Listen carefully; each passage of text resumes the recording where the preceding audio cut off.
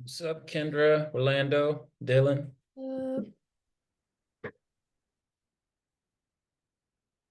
All good, Johnny. How about you? Doing well. What's going on? How's it going? What's up, Basil? Hey, how y'all doing? Good, good. Good. This is like Orlando, you kind of locked in on Saskatchewan? Yeah, man. I've been checking every day if in case they made any new transactions or anything like that. I know this league's wild, isn't it?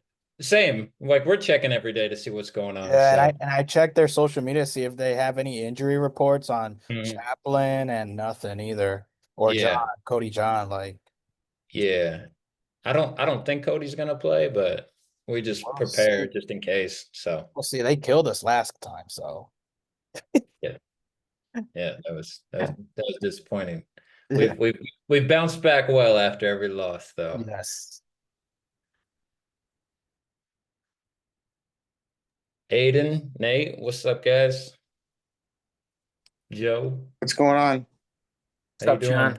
How's it going? What's up, Michael? You What's up? guys wild that last like 24 hours. The NBA. It's normally, yeah, guys, wait. Normally, it's normally tomorrow that all this stuff happens. What's going on? I don't know what's going on this year. I know. It's impressive. Like just Boston getting these deals done, like it's not easy to get a deal done. So to actually get them done before the draft and actually give them some time to, prepare is it's really impressive. Yeah, especially when they get positive value for a negative value contract. Quite impressive I thought very impressive on both of them for Boston. Yeah. For a team Uh, that in nor theory is desperate to get under the tax to then per se get younger and get assets with getting off contracts is impressive. Thought that was a good piece of business for Brooklyn and a head Yeah. scratching one for Atlanta when you consider they gave up 3 seconds for man like 4 months ago. And Yeah. now they're I know. giving up a first to get off of him. I feel like Atlanta, in theory, probably sees a window where they think they can win it next year, take the East. And I feel like they're putting some chips in to go for it. So, Yeah, and I'm They pretty got some sure that talent.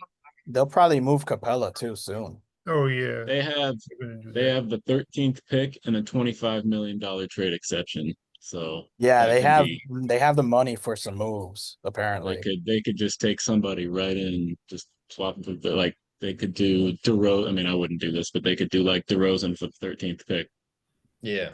Give No. Sacramento their pick back. That'd be kind of funny. Totally. Well, we're gonna get started with our mock draft here. So, first of all, thanks again to everyone for being a part of the course. We, appreciate all of your guys' investment and time and questions. And so, our crew we'll talk at the end of the draft. We'll kind of talk a little bit and have a Q&A for everybody. But we just wanted to, make sure we said thanks and we're here for you all on your journeys. We're rooting for you. We've seen, a lot of success from those who've been in these classes and we're happy to, support you like we want to. We want to keep in touch and be with you along the way. So I'm gonna kick it over to Bjorn, who's gonna kind of lay the land a little bit with the drafts. And again, for these things like one, it's to me, these are fun activities, but also they're like important to your growth.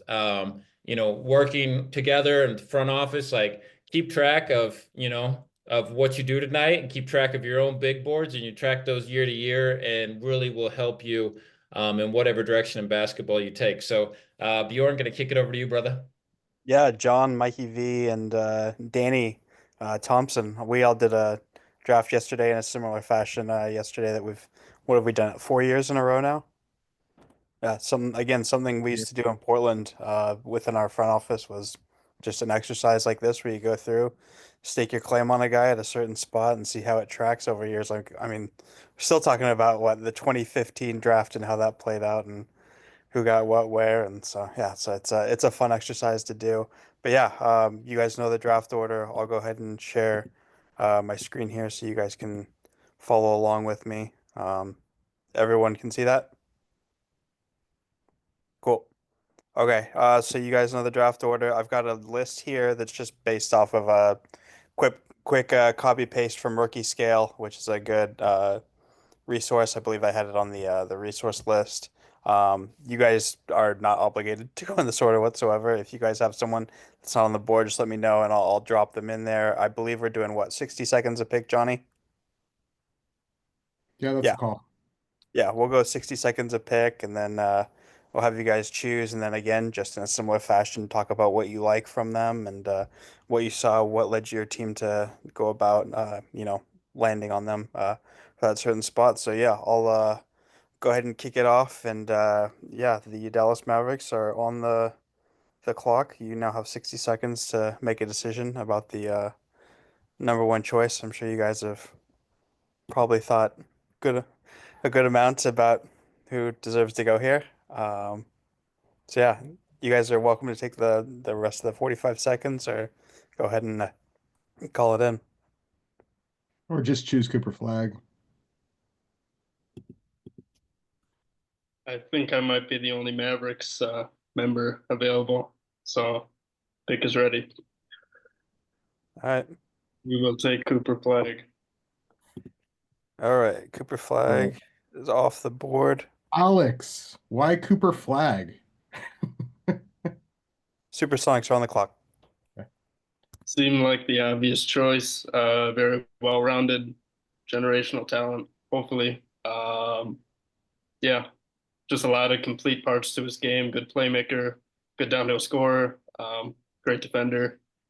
We just love his game. Obvious pick. What do you think about his strides as a shooter as well, especially during conference play?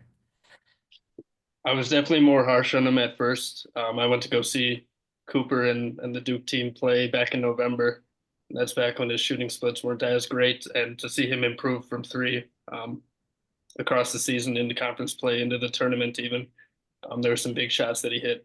It impressed me a lot. Yeah. Well, About 10 yeah, seconds, he's Supersonics. quite a baller. We're gonna take Dylan Harper. All Good right. stuff.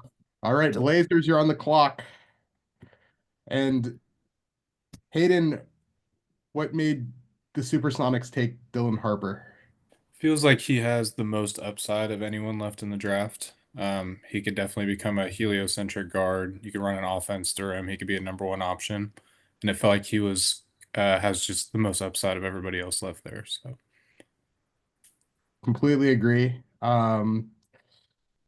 What do you think about his potential as a shooter and like, what are you kind of hoping for him to reach like like all-star potential if that shot develops?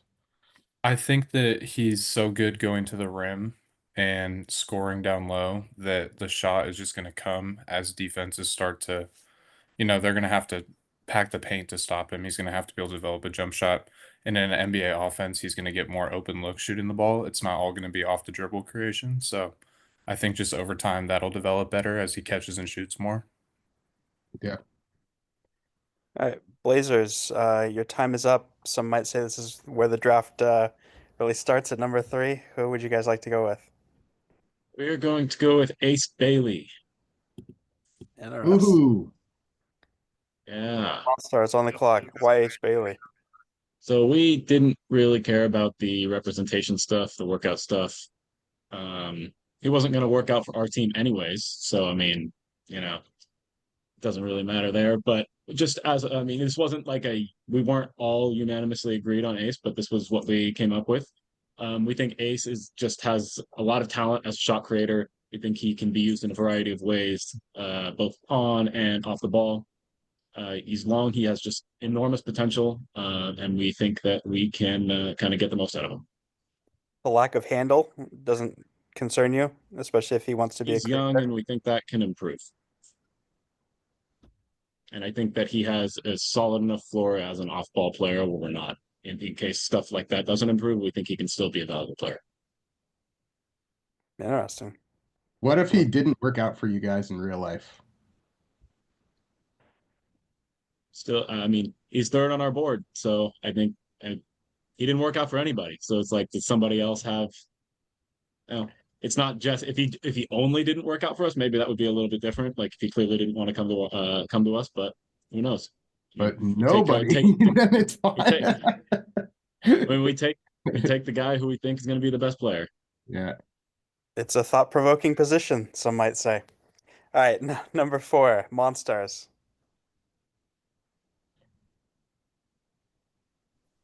Hit him We're high. gonna with take that. VJ Edgecombe. All right. All right. JD and Nighthawks, you guys got back. Nighthawks, next 2 picks. All right, Aiden, what made you take VJ Edgecombe?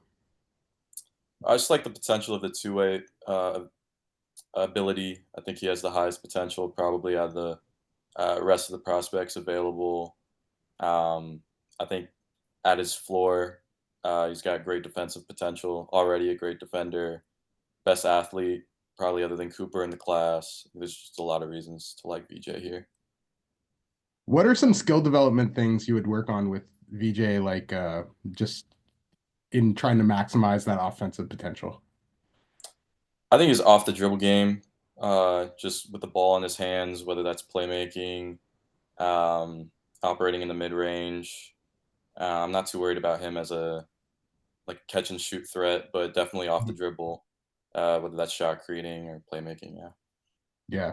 Just, I mean, trying to get him to be more of a handler in general, I would say is the way to go. But yeah, he's electric athlete, and his defensive playmaking was pretty ridiculous. Nighthawks, we're at time. Tyson, you want to take care of it, or you want me to take care of it? I guess I'll go. No, So Orlando. we are gonna go with Concanoopo, Knipple. and we're actually ready to make the number 6 too. Love it. We're gonna go Derek Queen. Okay. So Monstars, you're on the clock. Knipple and Queen, what made you select those 2 players, Orlando? Well, Kneppel, even in spite being the second man on a Duke team, he had pretty good showings throughout the end of the season that helped his stock. He can do a little bit of everything. Granted, defensively, he's not at that level yet, but hopefully he can get there. His touch around the mid range, shooting from 3 that can extend the offense helps a lot, And then in Derek Queen, I mean that kid is a big boy. he Are you worried at all about like him being a big boy in terms of actual NBA center size?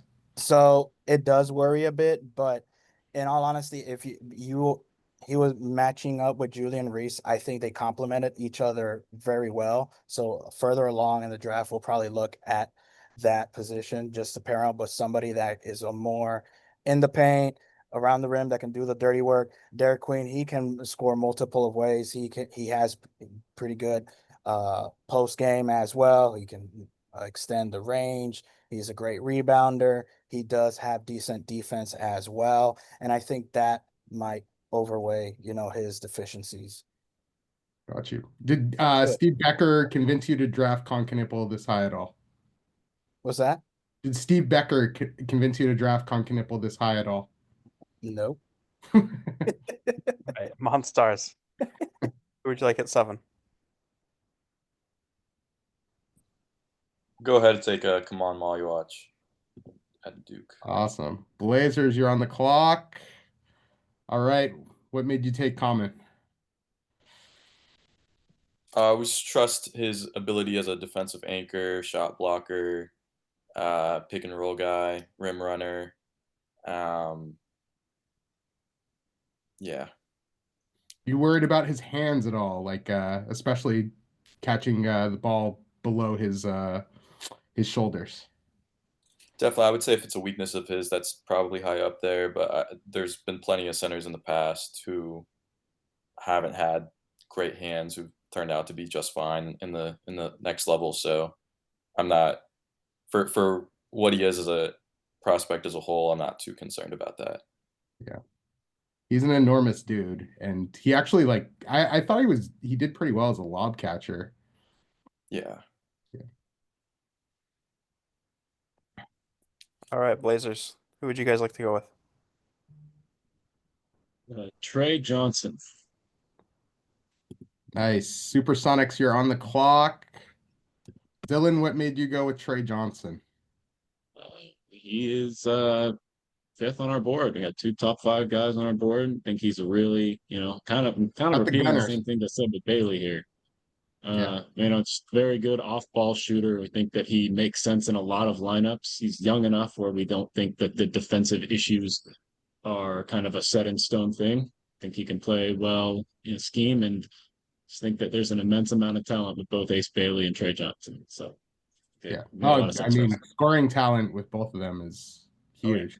With Trey, are you worried about shot selection at all, or do you think he'll kind of maybe fit into place if he's maybe around a little bit more talent?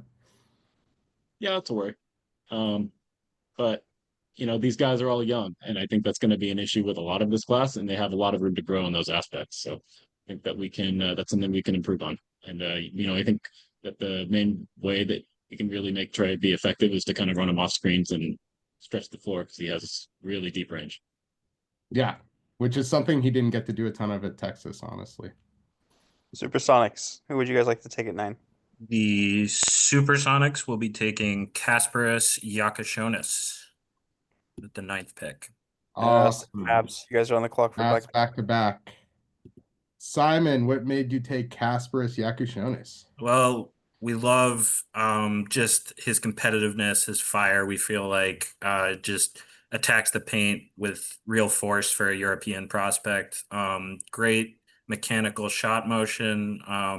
Certainly got a really good sample size of his shooting this year. The results maybe not always what people were looking for, but running an offense in the Big Ten as a primary option this year, he actually really did, I felt, show a lot of promise and a lot of talent in a role that in the NBA he's unlikely to play. He's frankly going to be more of an off-ball player, I think, at the next level. And so we love the shooting upside and the competitiveness. I feel like you nailed it with Kasparas, honestly, Simon. Bjorn and I actually went to see him when he came to play Oregon, and he got in foul trouble in the first half, but absolutely took over the second half. And the things he can do, I know it's kind of become like the European thing of like change of speed and kind of manipulation. But yeah, he's really good at both of those things. And I think it's a very solid pick. Mavericks. You guys have back to back. The Mavericks will select Colin Murray Boyles. Excellent. Next selection in line, Alex? What was that? I'm sorry. Next selection in line, or are you need a little time? We'll take it now. We'll take Jeremiah Fears. Got you. Supersonics, you're on the clock. What made you take CMB and Jeremiah Fears, Alex? As a consensus, we kind of had CMB around our 7-8 range, which was kind of cool to see. He was one of the most consistent guys on our board. We all saw him as a top 10 guy. So for us to bring him in, we like his playmaking, his defense, just his overall awareness on both ends. I love his feel for the game. I think it'll translate regardless of the shooting results from a combine. And then Jeremiah. We had him around this range. He was our next best player available. Love his handle. I think he has the best handle in the draft. Just his confidence, his downhill rim pressure that he adds onto defense.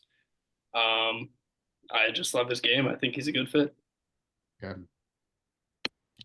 Young guys as well. I have a draft model that I do every year. Fears was number 2 in that model this year, just behind Cooper, and just ahead of Dylan Harper, for what it's worth. Did he go number 6 in the group mock as well, Bjorn? Went pretty high. I took him pretty high. All right. Supersonics.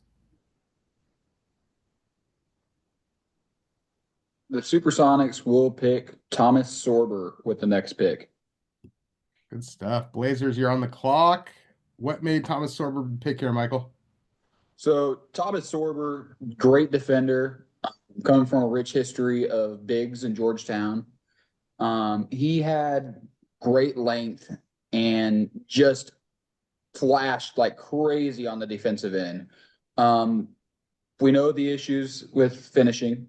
He doesn't have a multitude of moves or a very deep bag, as a lot of people will say. And his shooting's not quite there, but he has some good passing on the offensive end and will look a lot like a Joakim Noah-esque type of player. Probably he's a little bit shorter than Noah though, but the play looks phenomenal, and on the defensive end is just a monster and will translate to the league very well.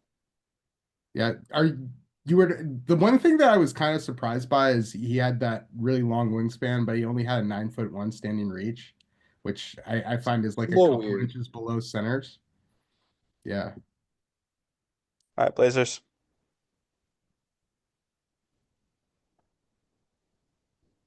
We're Or gonna late go. 2010 Suns. We're not drafting with those boards and with like our previous rosters in mind, right? No, this is No, completely no, no. This is all new. Dylan. Okay, good. We're gonna go with Yegor Demon. Cool. can't say I didn't see that coming, but Monstars. Shocking that I would take him. Yeah. So yeah, what made Yegor the pick? So we think that I mean, we don't have a lead initiator right now. We have, we got two guys who are primarily off ball, and I think Yegor's the best passer in the draft. I think we can run a lot of good stuff with that. Just kind of get them off ball looks. The Ace and Trey are very good shooters that we can really run off screens. Kind of just do a lot of creative stuff with our offense. Obviously, I think Yegor's shot is going to be fine. I've seen him take a million jump shots the last few months, but I am a little bit worried about his handle. I think that we probably are going to need to have another ball handler at some point in the draft. But I just think that you can run a lot of cool stuff with Yegor and two really good off-ball shooters. Yeah. Do you guys ever want to get to the basket? Nah, that's not important.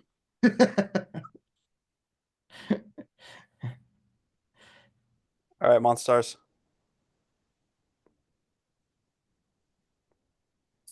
We're gonna go Carter Bryant with this pick. Good stuff. Aiden, what made Carter Bryant the pick? Nighthawks, you're on the board. Next two picks on the clock. Just as a 3-and-D kind of guy, feel like he fits pretty well, kind of whatever situation you put him in. Like his size, touch, frame.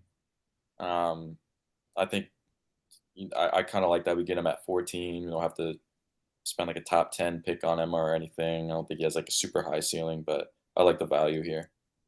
Yeah.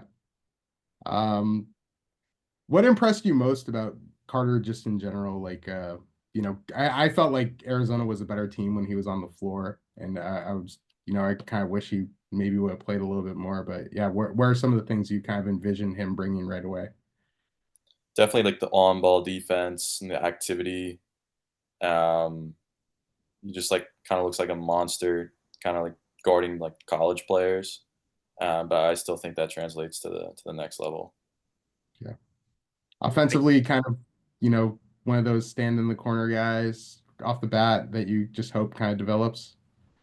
Yeah, but I mean, other guys like VJ, I think will take a much bigger offensive load. So Mikey smoke screamed me on him all year. Talked about he didn't like him very much, and I thought he was really good in the Nike Hoop Summit scrimmage last year. And yesterday we did our draft, and Mikey sniped me on him, and it was very unexpected. Nighthawks, who would you guys like to draft? Yeah, I liked him. I thought he reminded me of like a Kelly Oubre type of player. Yeah. Yeah, he I liked him, so it was pretty good. So All right. So Nighthawk, number 15, we're gonna go Clifford. Nick Clifford 15, and Yep. then 16. And 16, we're gonna go Danny Wolf. All right. Go for some of the older guys. 17, Monstars, you are on the clock. Orlando, what made these two guys the selection? With Neek, saw him this year. He can score from multiple levels. He's great crashing the boards. He can defend really well. He was all Mountain West defensive player. He was on the defensive team of the Mountain West. And I think that will help us in a multiple of ways, and he can play make as well. He can help us out on that end. As for Danny Wolf, the pairing that I mentioned to you guys, pair him up with Derek Queen. Yeah, those twin towers. And Wolf can also, play mate help a little bit down low. Granted, we're not gonna have the quickest guys defensively down in the paint. But I trust their on their offensive output and that they are able to control the boards, that we don't have to worry about, hey, we got to stretch out the defense further out and things like that. This is the fundamental feel team of the draft so far, I would say. Nighthawks 4 picks. Yeah. Monstars, you guys are up. Go ahead, take Rashir Fleming with this pick. Good stuff. All right. What made you take Mr. +9? Blazers, you're on the clock. Well, I think like majority of the time when you watch some of these guys on film, you think, oh, they don't, maybe they can't stretch the floor. When you talk about 6'8", 6'9" guy, with the wingspan that he has, his athleticism, but he shot 39% from 3 on 4.5 attempts per night. So he's one of my favorite players in this class, personally. And yeah, to me, it was a no-brainer here at 17.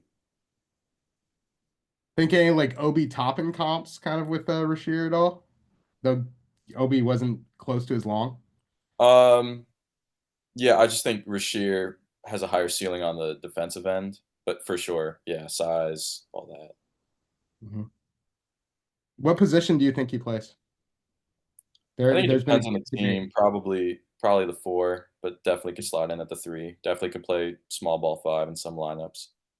I'm worried about the 3. Like, do you think he has the handle and the playmaking to be a wing? I think that when you I look at a guy like a Jaden McDaniels on the Timberwolves, Mhm. and I really like him at the 3. So I think if Rashir can do a lot of what Jaden McDaniels can do at the next level, then I don't have a problem with that. But definitely the 4 as the primary. One thing I don't know, as somebody that got to see Jaden as a prospect, like his handle was kind of always a little underrated. But yeah. Blazers. Cedric Coward. Blazers. Awesome. I took Cedric Coward 9th, by the way. And That's exactly where I have him. Supersonics, you are on the clock. What made Cedric Coward the pick, and can you convince the actual Blazers to draft him at 11 tomorrow? Yeah, when I move back to Portland in a couple weeks, I'll let him know. Might be a little late, but It's definitely going to be a little late. I mean, I have Cedric Coward 9th as well. I think he's really good. I think he's like a very, like, I could have seen him play in these finals as a part of Oklahoma City. Like he fits in like perfectly in the modern NBA. Kind of, I mean, he's a 3-and-D guy, but I think he can kind of dribble, pass, shoot, do all of those things. I know the level of competition, he didn't play a lot of games against high level competition, but I think the stuff that he showed, also, he was another guy at the LA workouts. Just like what he showed in that time. And I think he's really translates to the NBA. And I think that's kind of what we're banking on. And yeah, I just think he fits in really well with what we've got going here. We don't have a guy under 6'6". Supersonics. We're gonna take Noah Esengwe. I might have butchered that. My bad.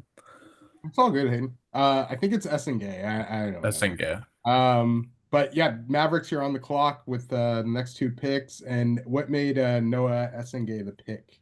He's got really great size. He's fluid and athletic for his size, has super high defensive upside, and he's shown flashes offensively. So we think there's something that can develop there as well. But super high on his defense. Are you worried at all they weighed in at 204? No. Yeah. What would be the plan there to make him NBA ready? Get him in the weight room a little bit, but smaller guys survive in the NBA. Yeah. I did get to see him preseason when Ulm played the Blazers. He scored 20 points, had 7 rebounds. Yeah. Yeah, he's a really good athlete. I do kind of wonder like what position he actually plays.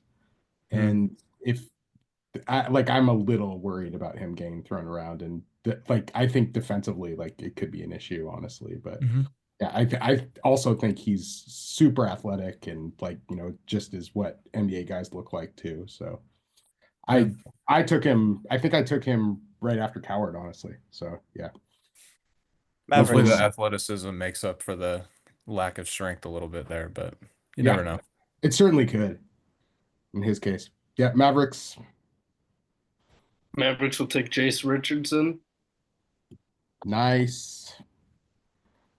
And and then 21. I think we'll go with Asa Newell. And Asa Newell. Awesome. So what made you take, oh yeah, Supersonics, you're on the clock. And what made you take Jason Asa? I believe we had Jace a little bit higher than this. We had Asa in this range. So our next two best guys available. Jace is an efficiency machine. Loved what we saw from him this year and how it carried over into the tournament. Kind of an unexpected player for Michigan State to come out and pop out like this, but I think he proved himself, and I don't think the height concern should eliminate. If you watch the film and you see what he can do, I think that outweighs the measurements.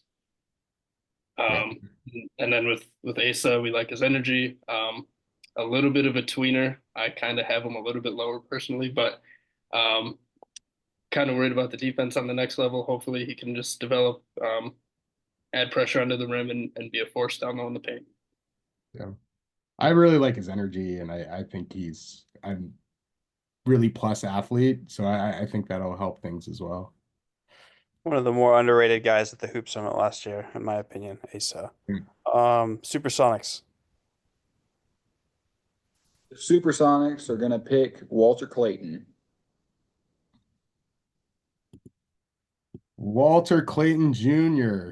All right, Blazers, you're on the clock. Michael, what made Walter Clayton Jr. the pick for you guys? I mean, we all saw the run they had in the tournament and just the absolute ridiculous shot making ability Walter Clayton had. And frankly, it's been a long time since we've seen a guy come into the draft process with this type of clutch gene and just a guy that can hit shots at the most important times and do it with no remorse and no like thought about it. It's just kind of insane, the scoring ability and the timeliness of the scoring Walter Clayton comes in with. And I get it, he's old. And frankly, the thought process on that from a lot of people is that the age could be an issue.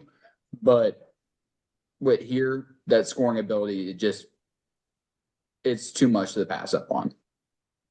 Yeah, I just thought his control of the Florida offense was really impressive. And I think he's a great athlete as well. Shot making. Yeah, I think he's firmly first round dude. His trajectory almost kind of reminds me a little bit about Shabazz Napier. Boss, yeah. Yeah. All right, Blazers. Nolan Troyer. Now, you were coached by Marshall Cho. Did Marshall Cho influence you in this pick whatsoever? He has certainly put in a good word on Nolan's behalf. Monsters, you're on the clock, by the way. Yeah, I mean, we need the one kind of big thing that I don't love about Yegor's game is I don't think he's a particularly strong ball handler, especially against pressure. I think Troyer is that. I think they will play well together, and I think we have a lot of shooting around the rest of the roster. So I think that they'll be, when they're on the floor together, I think it'll really work. We obviously don't have a big yet, but I think that's something that we can solve. But I really like what we have with those two guys kind of handling the ball, and then we've got three really strong off-ball players and nobody who's a total liability on defense except for maybe Trey. Good We stuff. might turn it over a lot, but maybe we'll shoot before we do that. Yeah. Young team. Very young team so far. Even Coward, like, is the younger senior. Monstars, you guys are up. We're gonna take Hugo Gonzalez. Awesome. Right, Nick. Nighthawks back-to-back picks. You're on the clock. Aiden, what made Hugo Gonzalez the pick? I'm a really big fan of his. Saw him as a projected lottery pick at the beginning of the season, and didn't stock kind of dropped because of a lack of minutes with Real Madrid. But I followed him at Eurobasket last summer when he was with Spain. Really liked him. Thought he was just like kind of this big playmaker at the 2 spot. But I really like his defense. He's grown on me on that end. I like his form, so I think he could develop a shot. Um, yeah, so I like him at 24 here. What do you feel about him weighing in at 222? Like, I think that really boosted his stock as well. Yeah, I think that kind of just goes with his defense. I think he's kind of looked at as a defensive-minded guy now.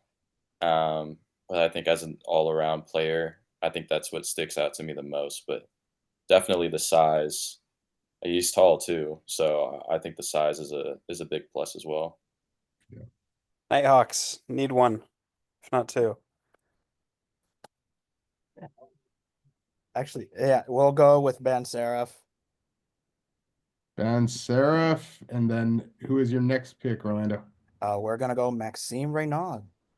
Maxime Reynaud. Awesome. Monstars, you're on the clock. What made you take Seraph and Maxime?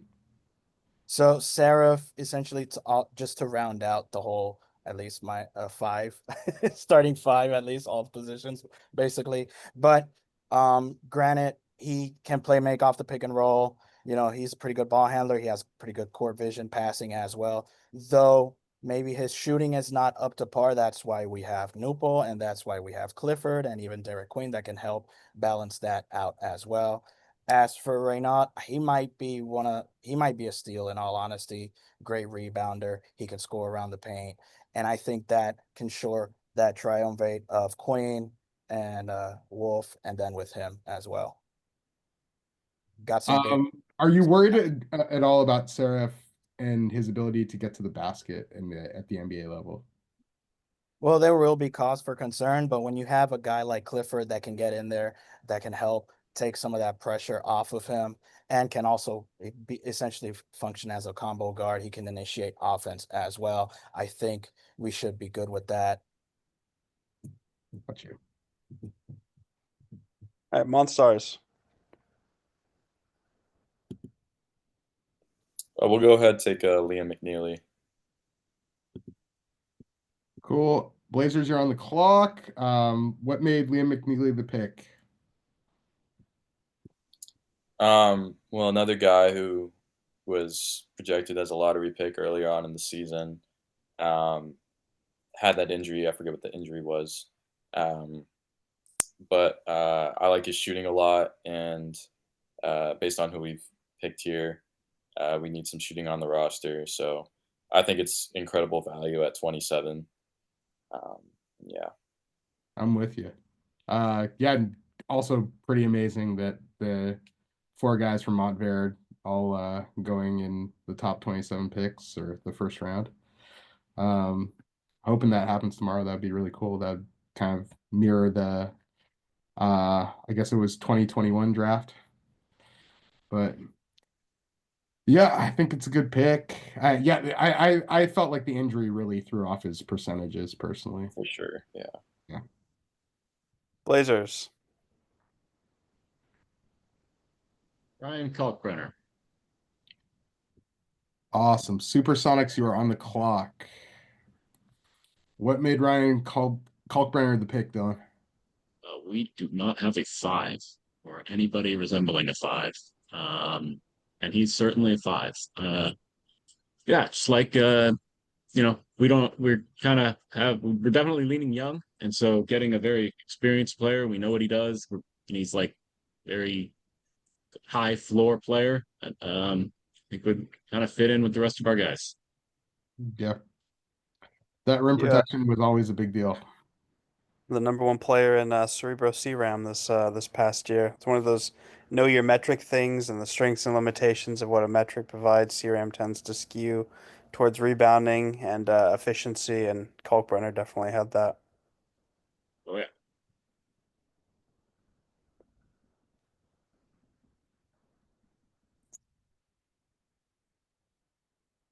Dylan, you got me back for stealing my pick there. That was my guy next. And I love Certainly Super. possibility he goes 28 tomorrow night too. oh, he total. That's. I mean, I think that's exactly where he's gonna go. He's gonna go Phoenix. Yeah. Supersonics. The Supersonics will next take the other Illinois highly rated prospect, Will Riley. Canadian goes in the first round once again. Mavericks back-to-back picks, and then we will take a slight 10-minute break. Let's do one Maverick pick, and then we'll break, and we'll come back with the Mavericks. Okay. Just to end the Simon, what made Will Riley the pick? Just a classic sort of vision of a true wing with his size, his length, that excellent Canadian stock, as you mentioned, a first round pick every year now for 11, 12, 15 years in a row. But really just, someone with good wing size who maybe came in as too highly rated of a prospect and maybe had some unrealistic expectations, but I think projects as like a good sort of 3-and-D role player at the next level, either as a 3 or maybe for some team that wants to go really jumbo, might try to sneak him in as a 2. Yeah, I think he'll play either wing spot. But yeah, he was part of that U play program that RJ Barrett, Andrew Nemhard, Shea Gilgeous-Alexander, a lot of people who have come out of Canada have played for. So yeah. These guys are really mature, I feel. Yeah. Mavericks are up. Yep. Mavericks will take a Du Thiero. Awesome. Cool. You want to break that one down real quick, Alex? Yeah, I can. I think he's the most athletic guy in this draft. Tears down the rim, transition tear. I love his defensive effort. Can put the clamps on a lot of players in the league, and a very high free throw rate. And I like to see that out of guys. Even if they're athletic and can make wide open dunks, that's one thing. But if you can put pressure on the rim, get to the lane, and absorb that contact, love to see that. Okay, cool.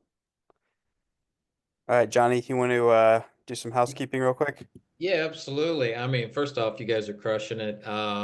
It's a lot of fun. Just like your guys' process on going through this is phenomenal. 10 out of 10.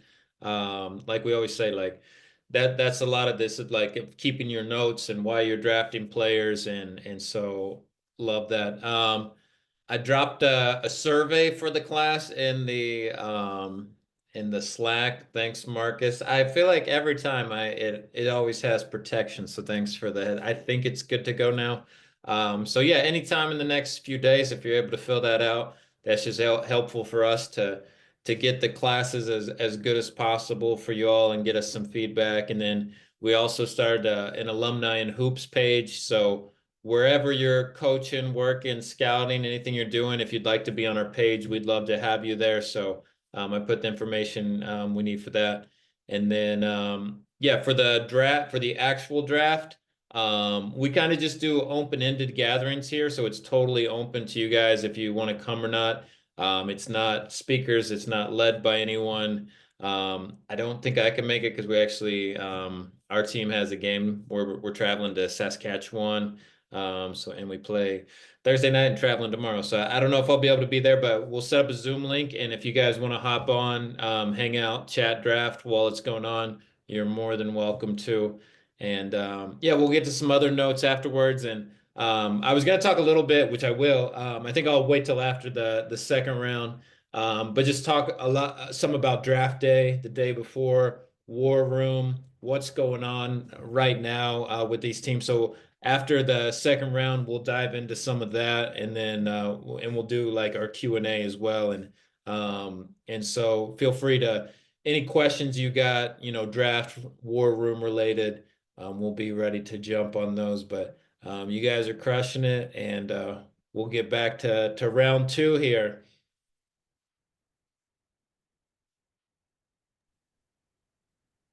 I might have been too quick for Bjorn though, because I told him 10 minutes. Bjorn, let us know when you're ready.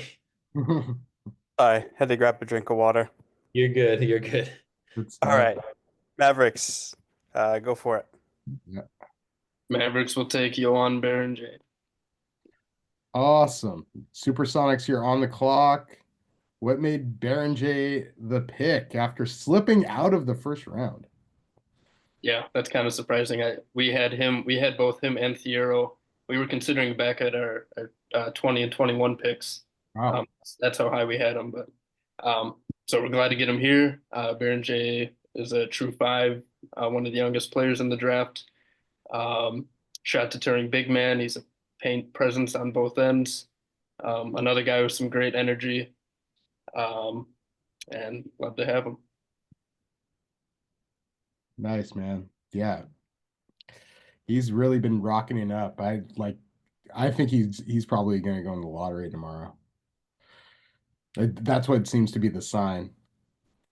But yeah, he measured in really well. He's a great athlete, covers a ton of ground. I do worry about the offense, but yeah, I was a little surprised he went out of the first round here. Did he get a green room invite? I think he did. Yeah, I let me pull it up, but yeah, pretty sure he did. The guy who didn't, I think, was Jace Richardson. Yeah, Jace didn't. Sonics. Supersonics will go with Drake Powell with our next pick. Nice. Blazers, you're on the clock. And Michael, what made Drake Powell the pick at 32? He's just a good energy player. Gives a lot of effort on defense, and while the usage wasn't very high, and excuse me, the usage wasn't very high, and his scoring wasn't the highest out of a lot of the prospects. He has a lot of potential. He is a younger player, and just on his upside alone, it probably was worth a pick higher than this. He was a first round talented guy and just happened to fall. So Patrick Williams kind of guy, but different mindset, very different mindset. Yeah, I got to see him practice in high school once. He was here for a tournament, and unfortunately I was covering a different tournament, wasn't able to go, but I got to go to his practice, interview him. Amazing athlete. His high school team was like not even close to his level. But yeah, just the thing that stood out even when I saw him at like a Pangos All-American camp environment is his size and athleticism stood out from everybody else. So if he can figure out the offense and, be able to hit a few corner threes, he could be a real dude. Blazers. Wasn't his standing vert like 4 inches higher than the next best guys at the combine or something?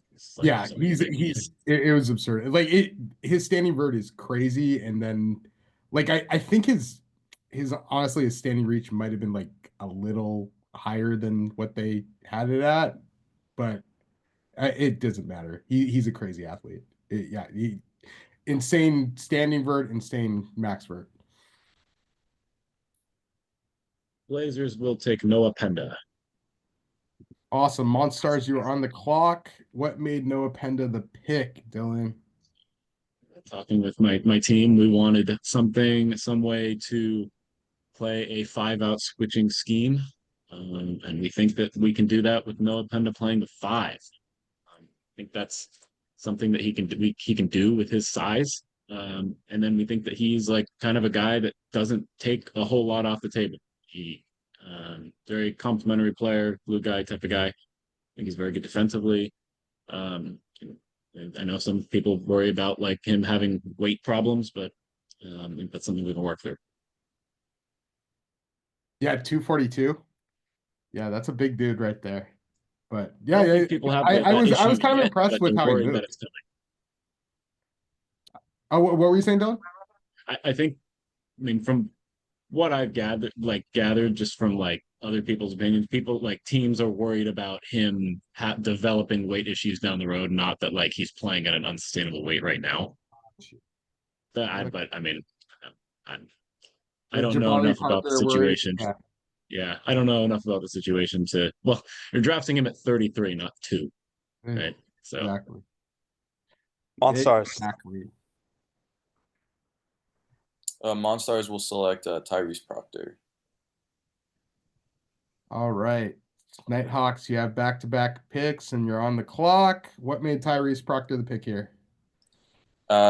Looking at the roster, we need a point guard, and we see him as the next best point guard on the board. I like that he played at Duke, got good experience there, and yeah. How do you feel about his play in some of the big tournament games over the years? Like, is that concern you at all for when the game speeds up and he gets the added pressure in the NBA? Definitely a little bit, yeah. But I don't think you can. Uh, maybe some people can write him off for that, and it's reasonable. But I think looking at it from a wide lens, from all the games he's played, um, not just those ones, I feel pretty comfortable taking him still. Good stuff. Nighthawks, you guys ready? Yep. All right. So 35, we are gonna go Jameer Watkins.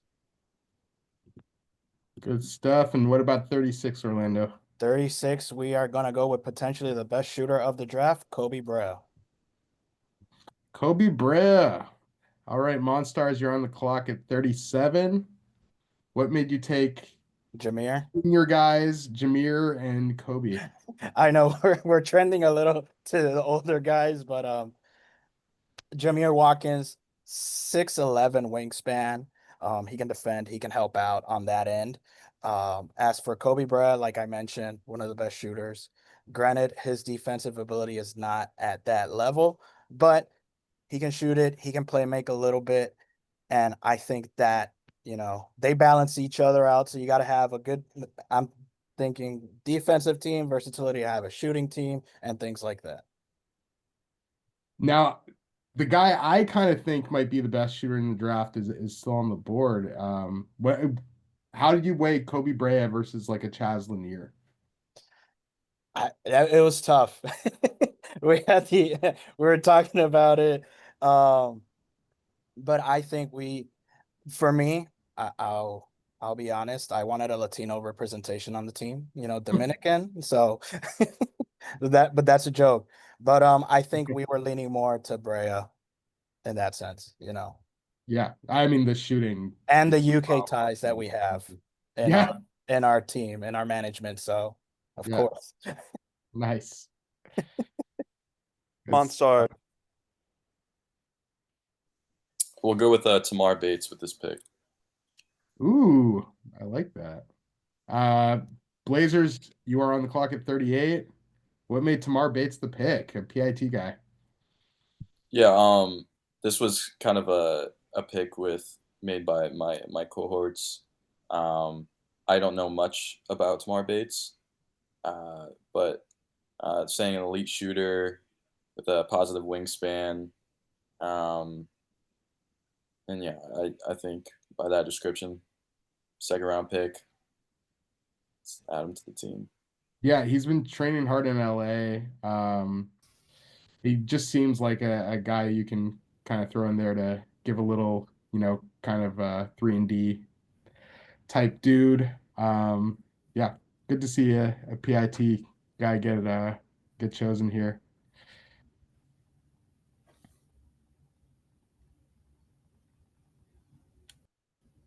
Got about 20 seconds, Blazers. Yeah. can you scroll up just a tiny bit on the board? Just like making sure that a little more. It's like making sure that okay, never mind. We're good. I don't remember one specific player being chosen. We're gonna go with Bogoljub Markovic. Oh man. 39 Supersonics, you're on the clock. Dylan, a little insider info here. Yeah, another player I'm quite familiar with. uh, yeah, I mean, I just think that he has a pretty high ceiling compared to the rest of these guys. I actually think his foot speed is quite good for a guy his size. I do worry like some about finishing because he does have really small hands. Um, but yeah, I mean, I just as like a guy who can, he can pass, he can dribble pass, shoot, and he's 6'10". And I don't think he's like a total zero defending on the perimeter. I think he's definitely a wing in the NBA and not a big. But yeah, I don't think he's soft at all. I've seen that kind of thrown around a little bit. I don't think that's him. But yeah, I mean, I think I probably like him a little bit more than most. But yeah, that's what we're going with. He can shoot Does the it hell out of it, too. does it bug you that he like really brings his rebounds down to like his like torso as opposed to like keeping it up high? That was the one thing I noticed. It's like he's catching the Yeah, ball. Like I'm like, what is he doing? yeah, no, he does that a little bit. I do like his. I mean, he really grabs. He like when he gets a rebound. I really like that he just pushes it in transition. I mean, he can handle it pretty well too. So that's one of my favorite things about him. He can be Yeah, I think we coached got out of some that pretty too. good. He can be coached out of it too, but it just drove me nuts all week watching that. It's Yeah, just like very odd. I def Uh, I that was yeah. I definitely noticed that. I had some. super Yeah, I noticed he had like four during the hoop summit. He tipped like four free throws off the rim to keep them in the game. Yeah, yeah, yeah, yeah. Remember that? That Yeah. was crazy. He also was Like like a that seven. minus 19. That was the thing I was a little like he played pretty well and they just didn't seem to win his minutes. You don't put much stock into that stat, anyways. Supersonics.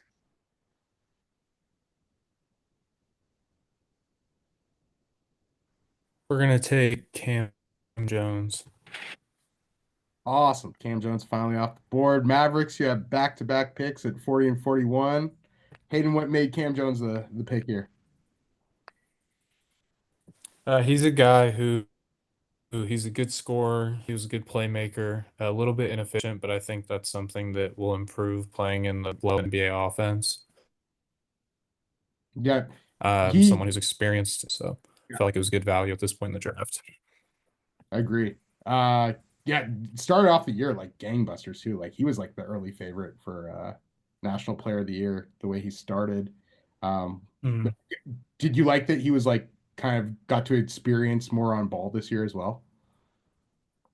Yeah, for sure. And I think that helps. He can run an offense and also play off the ball. And I think that's nice to have that versatility as well. Yeah, being kind of more prepared to be a combo, I think has helped him. And yeah, I think he could go higher, but yeah, this is a good spot.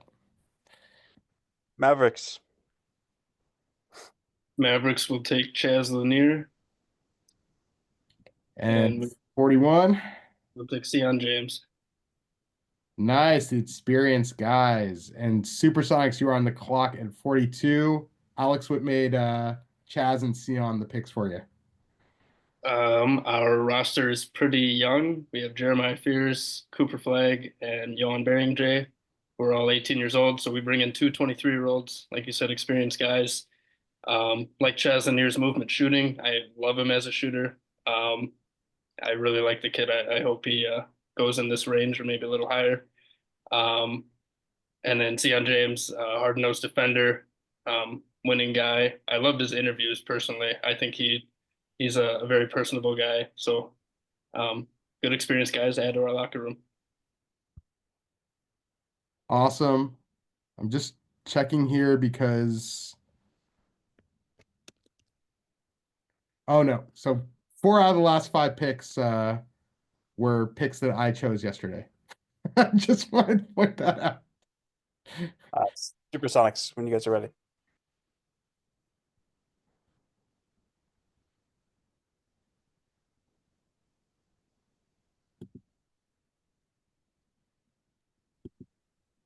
We are going to take Rocco Zikarsky. Archie. Blazers, you are on the clock. Simon, what made Rocco Zikarsky the pick? It's at this point in the draft, right? It's really just can you find some upside? And we feel like Rocco, coming out of Australia, probably a little under-evaluated compared to some of the other bigs in this draft. Incredible measurables, and yeah, has some serious rim protection potential. Yeah. I mean, in second round too, if you're gonna, draft somebody, you might as well draft a huge dude that, has a little potential to possibly grow there. Yeah, I mean, last year you had like guys like Edie and Klingon. You've got Victor in the league. I'm kind of wondering if teams will start, having the one guy that is just huge out there to maybe try and stifle some of these people. Like the Shaq stopper era, right? Like Yeah, Christine yeah, that, yeah. have a guy. Yeah, they were saying every team had a guy, at least one guy that you could, foul Shaq with or try and guard Shaq with. Blazers. In my board, I had that exact point written on another guy's notes. Awesome. That he would have been a really high pick if it were 2002 Yeah. for Shaq. Yeah. Blazers are going to take Elijah Martin. Good stuff. Monstars, you're on the clock. What made Elijah Martin the selection? I think you can't have enough guys that can defend, are long, and can have value off of the ball. I think Elijah Martin does all those things. He's a little bit on the smaller side, but he has a huge wingspan. He plays a lot bigger than he is because he can really jump, and he's a great athlete. You think that he doesn't take a lot off the table. He is quite a good shooter, and he can defend larger than his size. Yeah. That's what he did for Florida. And yeah, Yeah. a huge part of that.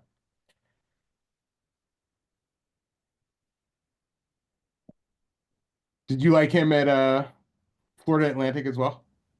I remember actually I was watching some clips for another player, and I was like, I kind of forgot that he played for them because I just associate him so much with Florida, and I was like, wait, that's another guy I've been looking at. I don't know, Yeah. but yeah, I mean, yeah, he's been I don't know, I think he's been a valuable player for a fairly long time in college. Excited to see what he can do with the next. For sure. Monstars. We'll take a Janai Broom. Good stuff. Nighthawks, you have back-to-back picks at 45 and 46. What made Janai Broom the selection here, Aiden? Really liked his production at the college level. At some points this season, I think he was creeping up to be maybe even a late first. But I definitely think that like the age, can he fit into an NBA system? Dropped his stock, but I think if he can produce that well at the college level, then I have no problem taking him at 44 here. Do you feel like the burn by Duolingo maybe made his stock drop? I don't know if I'm Oh, familiar with gosh. that. No, sorry. Duolingo posted about Janai possibly going to China when he was at the NBA draft combine because his standing vertical was left. Oh, you know what? I did see that. Yeah. I forgot what player that was. Yeah. But, one thing I will say, he had a higher standing vertical, like in just raw vertical. They had the same touch point, but he had a higher one than Derek Queen. Nighthawks. Yeah, we're gonna go with Javon Small. Javon Small, and then do you have the next one ready as well, Nighthawks? Yeah, we'll go with Kobe Sanders. Ooh. So favorite of mine. Gotta stick with the first Cal Poly prospect to get drafted. I'm a little surprised you didn't take him at 45, Yash. Yeah, I mean we had some flexibility. But yeah, what made those two the picks? Yeah, we wanted an advantage creator, lead guard type, and we like what Javon Small brings. 31% assist rate. Even as a smaller guard and an older one at that, really feel like he's going to be able to contribute at a high level with his passing, his feel, ability to get to the rim. He's also a great shooter. Really feel like he's going to be able to play on and off the ball at a high level. And then Kobe, I got to work with him personally, so a little biased. But he's high field wing, 6'8", can dribble, pass, shoot. We really feel like he's going to be able to contribute again from day one as well. And um, behind the scenes, also a great kid. So definitely like those two picks. Yeah, Kobe, I think, was one of the biggest stock risers from the Portsmouth Invitational Tournament, and yeah, played his way. He skipped the G League combine and just went right to the NBA draft combine. So Yeah, was... and we agreed on Kobe because I also saw him at Pitt, where I saw you, Mikey. Yeah. And yeah, he had a hell of a week, and that helped as well in our decision. Awesome. Monstars. Go ahead, take Ryan Nemhard with this pick. Ooh, love it. Blazers, you are on the clock at 48. What made Ryan Nemhard the selection? I just think he's a really good playmaker, good shooter. Obviously, size is the downfall, but I think at 47, take a chance on him. Absolutely. He when it comes to vertical athleticism, he and Andrew leave a lot to be desired. I think they make up for it in just how well they move on the court, how well they create space, how well they get to spots, and just their overall feel. I think is fantastic. And yeah, I think that's what could get Ryan drafted tomorrow. Blazers, you guys are welcome to fire away. You got about 10 seconds.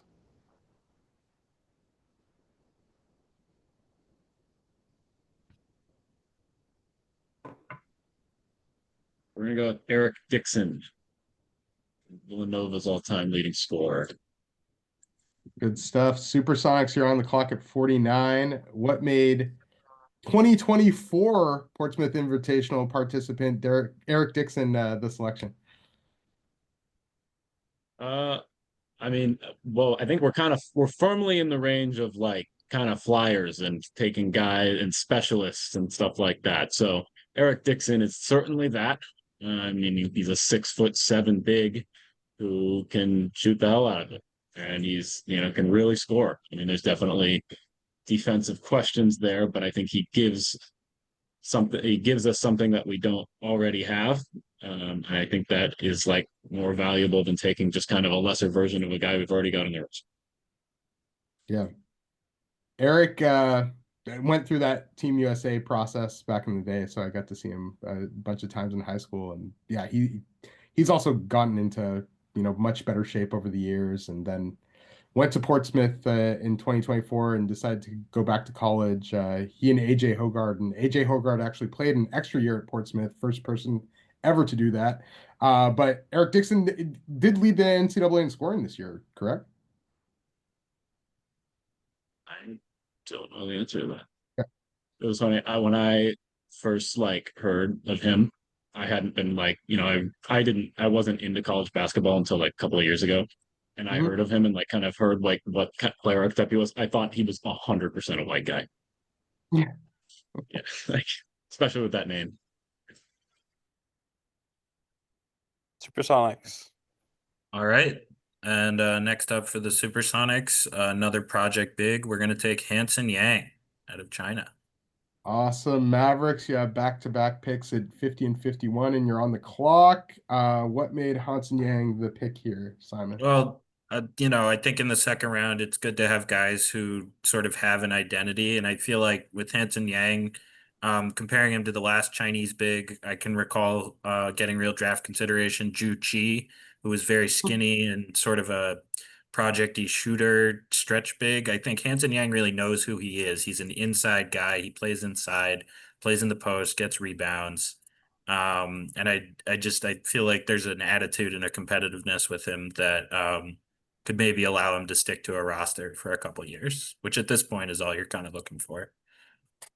Yeah, gosh, at the end of the second round, it's so rare when somebody really becomes a stick around guy. I don't know, Bjorn, do you have statistics on the amount of guys who play more than 4 or 5 years in the NBA in the second round? Because it seems to be maybe 8 to 10 guys. I do not, unfortunately, but I mean, any given year in the draft, half of them you just assume they're not going to make it or be around or play any significant NBA minutes. Yeah. Yeah, that goes doubly for the second round. I think summer league veteran also with the Chinese national team Yes, last sir. That's very true. Locked up Stefan Castle. Mavericks. The Mavericks will take Yannick Koenig. Oh my God, Yannick Koenig Niederhauser. Awesome. And then have a 51st pick as well, Alex. Yeah, we're gonna take Mark Sears. Going with big and small here. Supersonics here on the clock at 52. Why Yannick, Conan Niederhauser, and Mark Sears? Needed one more 5 on our roster, so we added Niederhauser. Like his energy, super bouncy. I think he has pretty good hands for a center, and especially like he's pretty raw, but I think he has that aspect to him. Um, Pretty decent motor, and I just think he's another force to add to our front court. And then for Sears, another experienced guy. The numbers were down this year, but he's shown in years past that um, he's a decent shooter from deep. Just an all around kind of guy you want around, and love them both. I feel like Sears is gonna kill it in summer league. Like that's what I feel like. He's a summer league MVP kind of guy. Yannick Conan Niederhauser absolutely crushed BAM testing. Like he was fantastic. I think 33 standing, 37 max is he had the highest touch point by far. Yeah, he's just one of those guys that you're hoping can become that lob threat, rim runner, rim protector kind of guy. Supersonics. All right, and we're gonna go Dink Pate of the Mexico City Capitanes.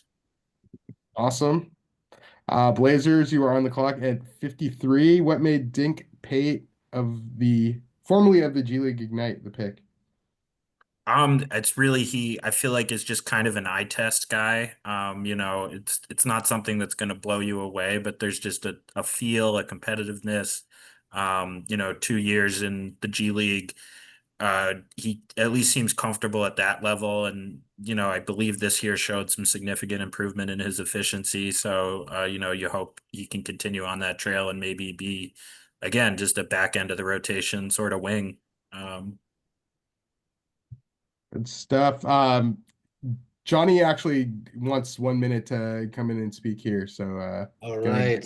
You guys are crushing it. So again, we want to make this kind of real life. So what's happening about this time in the draft is agents and GM phone calls like crazy. Most agents are trying to get their players not drafted at this point, which is crazy enough, but you're trying to direct them to specific teams and situations. So a lot of times they'll ask the player, if you're going to fall to like 45 to 60, do you want to be drafted? And if the player says, no, it's not important to me, they'll try to direct them to a certain team.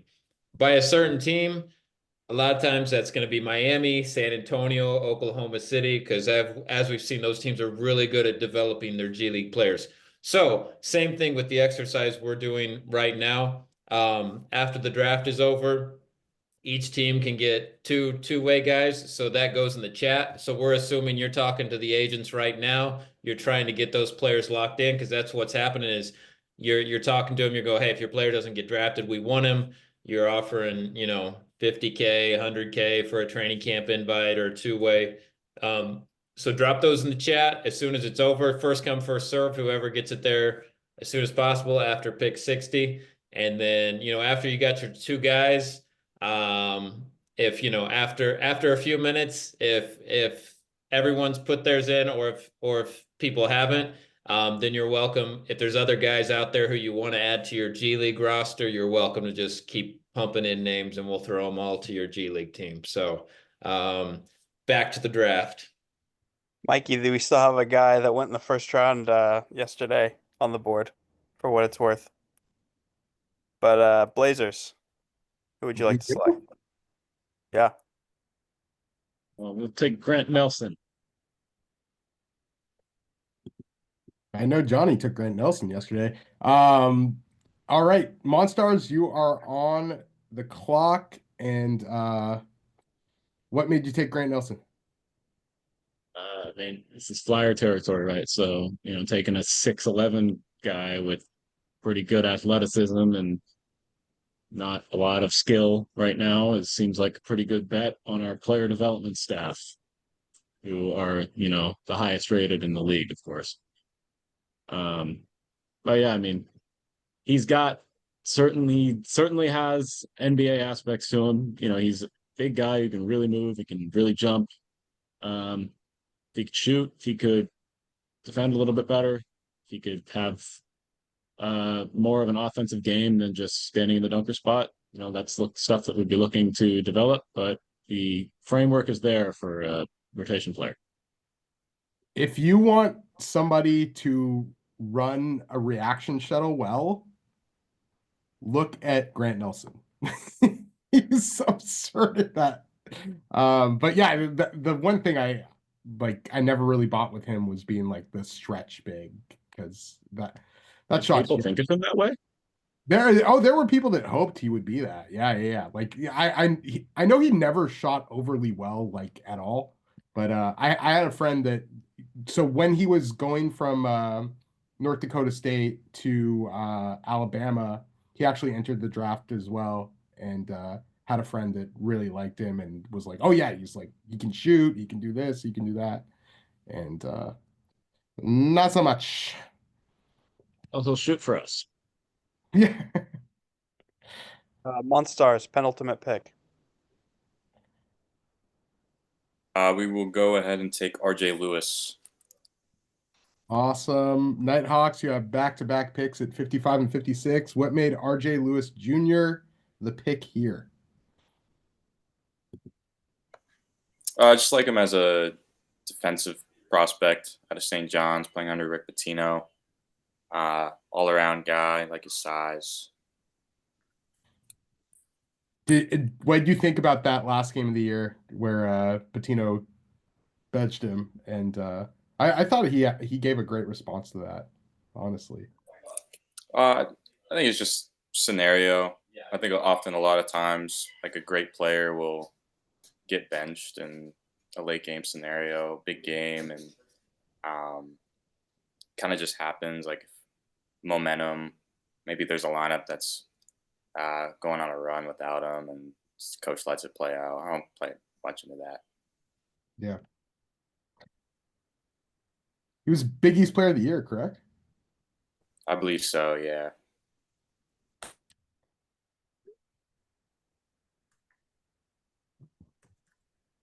All right, Orlando. All right, I'm back. So, All right, Orlando, we're gonna take a quick timeout again. We got our coach Caleb Canales in the house, so we're gonna chat with him for just a few minutes here. He's at an event, and then we're gonna roll back to the draft. But Caleb Canales, a legendary workout. He did the draft workouts back to Kevin Durant, Greg Oden, Damian Lillard, and I always like to throw out Andrew Bynum because I think that one's really cool. But Caleb was the head coach of the Trailblazers, and he's been with Team Mexico, the Knicks, the Mavericks, the Pacers, and now the Calgary Surge. So Caleb, thanks for swinging by. I know you're at an event tonight, but just wanted to give you a chance to give a little inspiration to our class and talk just a couple minutes about your experience in basketball. Yeah, thanks, John. Can everybody hear me okay? Okay, great. Yeah, no, just wanted to hop in here. I didn't want to pause the draft or the momentum. I know it's a big night for everybody as we're drafting future Hall of Famers, but just wanted to say hi. Like Johnny said, we're at a team event tonight with camp with some kids, but just wanted to say hi and just appreciate everyone. I know we got 2 Surge coaches on the staff here, 3 including Johnny. So, again, just want to say thank you to everybody. And if anybody had any quick questions for me, I'd be more than happy to answer them. Awesome. No, appreciate that. Yeah, if you guys have a quick question for Caleb, feel free to bring it up and just go ahead and raise your hand. And And like you said, you know, that's one of the things we appreciate about this class. But you know, a couple of our coaches on our staff have come from these classes, and then we have a handful of advanced scouts with our team. A couple of them here who've been important roles with us as well. So Caleb, I'll go ahead and ask a question because you know we didn't have them all prepped for this, but can you just tell us, you know, tell us a little bit about a draft workout with a Kevin Durant, Damian Lillard. What's that look like? Yeah, well, I mean, you know, again, every draft workout is different. You know, like Johnny, you mentioned that year we had high draft picks, you know, within the top 6, 7. So those guys came in for solo workouts, and again, it's I think it's your process as an evaluator. You know, how much weight is the workout going to carry for you as an evaluator? You know, the best way I was taught with it, it's one page out of the chapter. It's one chapter out of the book. So again, it can sway people left and right. It can sway people completely off a player, and it can completely sway people on a player. So I think during your process, your evaluation eyes, you have to decide how much weight you're going to carry to that workout. And like Johnny said, we was blessed enough to see a lot of great workouts. Johnny mentioned some of the best ones out there, you know, that we had. You know, and obviously we saw some bad ones too. So, and I'm sure Johnny's talked about you guys and everybody in the class. Like, you know, there's a lot of factors that go into it. Some guys on their 20th workout and some guys on their second workout. So, again, you as evaluator eyes, you know, you just have to decide how much weight you're going to put into it. Awesome. We got a question here from Coach Yash. Coach, appreciate you taking the time. Just to again pick on your experience hosting draft workouts. What kind of non-basketball traits out of these players working out stood out to you the most? Like, for example, how a particular player carried themselves. What's up, Coach Josh? So, Yash is part of our coaching staff, for you guys that don't know. So he's done an unbelievable job for us. Yeah, no, great question, Yash. You know, to me, I'm always going to look at the human, right? Like spending time with the human. You know, me personally as a coach, I like to get them in the film room one-on-one and just kind of pick their brain. You know, we did it Dame's year. Dame was unbelievable in the film room with me. You know, and again, I think within that 15 to 30-minute block, you know, it's kind of like we've all seen Gruden's camp where he kind of brings in the quarterbacks. Things that I like doing with the players, especially if it was someone we were really considering. But, you know, as we know, it's we try to make it a science, but, you know, drafting players is an art, just like basketball is. And, you know, for me, the human was a big part of it. Appreciate it, Coach. Yeah, good stuff, Coach. Coach, can you tell us, you know, you and me did these mock drafts 15 years ago. We were doing it. Can you talk about a little bit of the importance of like establishing, you know, who you're looking at, why you're looking at, and tracking that through the years? Yeah, like you mentioned, John, we're in our refrigerator some years, right? So the name tags, but yeah, no, listen, I think again, for me, I still do it to this day. It's probably, I love looking back at drafts and look how they change franchises, right? Drafts change franchises. There's no question about it. Why players win certain picks. But I think as evaluators, again, it's important that you go back and you study your own work and you go look back. Why did I like this pick in this situation? Was I group thinking? Was I thinking everybody else? Was I going with everybody's mock draft? Did I love the player? You know, so again, I think it's a great learning tool for you guys to go back and watch and, you know, to understand your process and why you pick certain players in their spot. Good stuff. Question from Michael Johnson. Yes, Coach. I just wanted to know, how is the difference between going through a draft workout and the draft process with the front office between you as a head coach make a difference when you're going and looking at players? Is the front office primarily making more of a say in it, or is it going to be from the coaches? Yeah, good question, Michael. As a coach, again, I think that's the front office main responsibility. Obviously, they've tracked these guys throughout the year. During the timeline of a season, like the draft happens.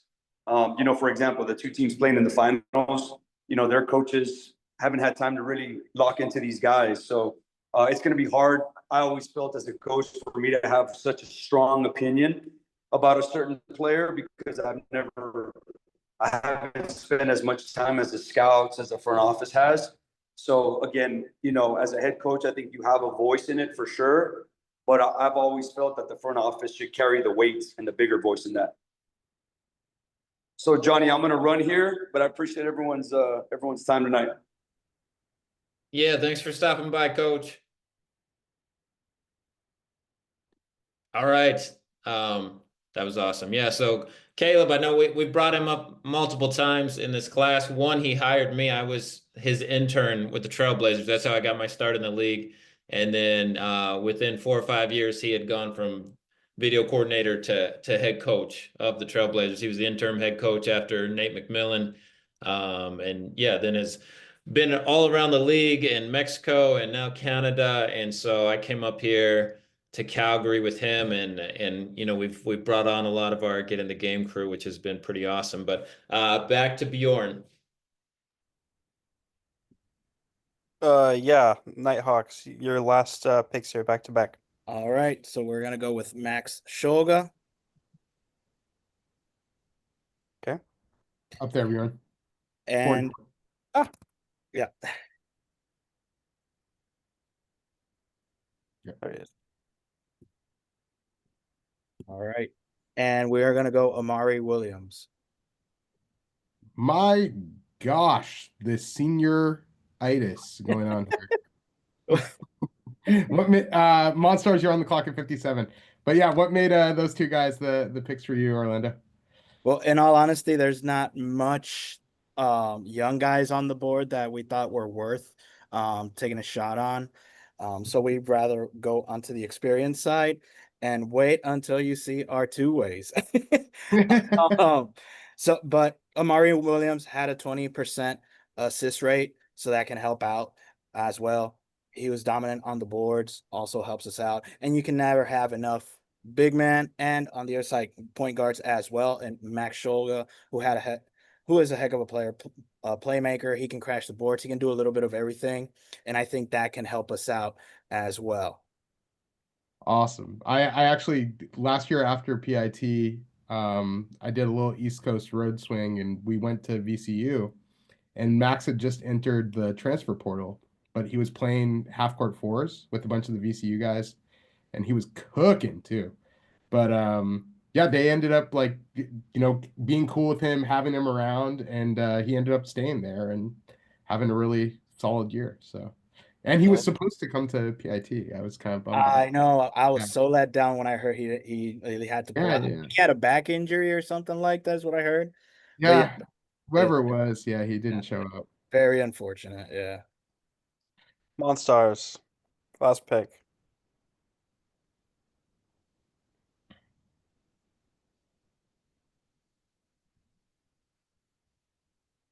We'll go ahead and take Mohamed Diawara. Oh, good stuff. Blazers, you are on the clock at 58 for your last pick. What made Diawara the choice, Aiden? Just a complete project player. Their last pick in the draft. Worth a shot. 7'4" wingspan, looking pretty good. Exactly. 20 years old.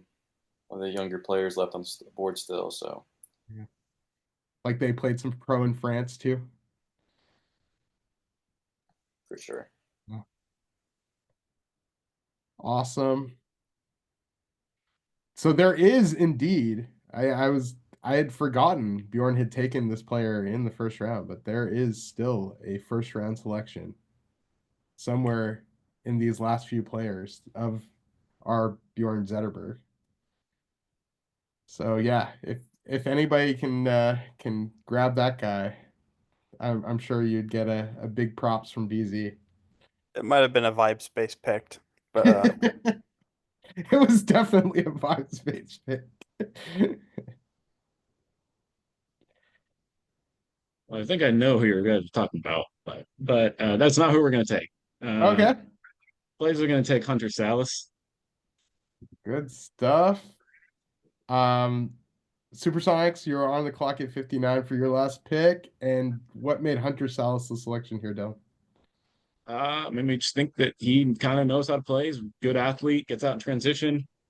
He fits into the box. That's something that I said about like 30% of the draft is that I think he's a rotation player if he can shoot it at a league average clip. I mean, he certainly attempts threes. But yeah, I mean, I just think he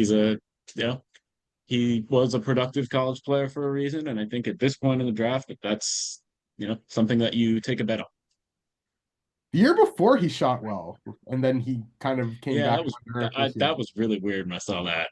Yeah. Where he was like, didn't he go from like 20 something to 40 and then back to 20 in the 20s? That's like, yeah. I didn't understand that. But I don't know. He'll go back to 40 for us. Yeah. That's the strategy here. Just hope we'll just play him minutes every other year because that's kind of how it goes, right? Yeah. Yeah, his rookie year is going to be his good shooting year. Exactly. Supersonics. We are going to go at number 59, whose agent is probably unhappy with us taking here, Caleb Love, the experienced guard. Okay. Dylan, was that your guy? Did you think that? No. Okay. What made Caleb Love the pick here, Simon? Just a certain level of reliability. I think he's somewhat in this conversation, very likely to go undrafted, but I think it just has a great floor general game that he's really taken time to sort of grow into. I think if you watched him a couple years ago at North Carolina, you'd not see much of what he could do today in terms of controlling pace, controlling the game, running pick and roll really efficiently. So yeah. I thought that North Carolina Final Four run was like the perfect personification where he had that amazing game against Duke and then went 8 for 30 against UCLA. But yeah, he certainly has a lot of confidence. Had a good year, Yeah, I hope you guys don't take RJ Davis with one of your two-way the other key here. Yep. But yeah. That was BZ's. You took him 28, Bjorn? Yeah, I took him pretty high. The depth of options available had dried up pretty significantly by then, and I just think he's really talented. And you talk about range of outcomes at this point in the draft, he's probably like an end of bench or a G League guy, but I could see a scenario where he's like a punt returner coming off the bench that just gets you buckets. But we'll see. I think it's a range of outcomes. Mavericks at 60 to end the draft. Mavericks will take Jackson Robinson from Kentucky. Oh, nice. Another shooter. So yeah, what made Jackson Robinson Mr. Irrelevant? And then yeah, everybody feel free to put in your two-way spots as well. Yeah, we like like you said, Robinson's a great shooter, great perimeter presence. Needs to work on his downhill game a little bit more, get into the free throw line to be a true scorer, I think. Love his wingspan. I think he has a 6'11" or 6'7" wingspan. I don't know if that's true. That's what I read. And he's 6'6" right now. If that's true, we like it. Some defensive upside there, hopefully. Yeah. I think he has somewhere in the pretty big wingspan range, or like a decent differential there. I actually tested him at BYU when he was there. Yeah. But yeah, those BYU guys know how to do BAM testing, I'll tell you that. But yeah, so are we, Johnny, just for clarification, it seems like people are putting it in the chat here. Are we doing it in the chat or are we doing it on Slack? No, the chat Okay. works because cool. we can see it. So just make sure you got your team name there. Awesome. And we can add those. Cool. So like I said, two per team, and then yeah, after a few minutes, you're welcome to just add them on to your G League team. AKA your training camp roster. All right. Aiden, are you talking about John Poulikaitis? Yeah, sorry about that, but Yeah, no worries. No worries. He was a PIT guy. Great job, everyone. That was a great mock Oh, draft. Vlad Golden was your guy there, Dylan, the Shaq stopper. Yeah, come on. I mean, he won't get any rebounds, but he can give 6 hard fouls. That is for sure. It Oh, I is love crazy how much RJ the draft Felton. has changed, where guys like that used to be like lottery picks just because they could foul Shaq 6 times. Yeah, Yeah. that's what I was saying. He'd be a first round pick in like 2002. Yeah. Mm-hmm.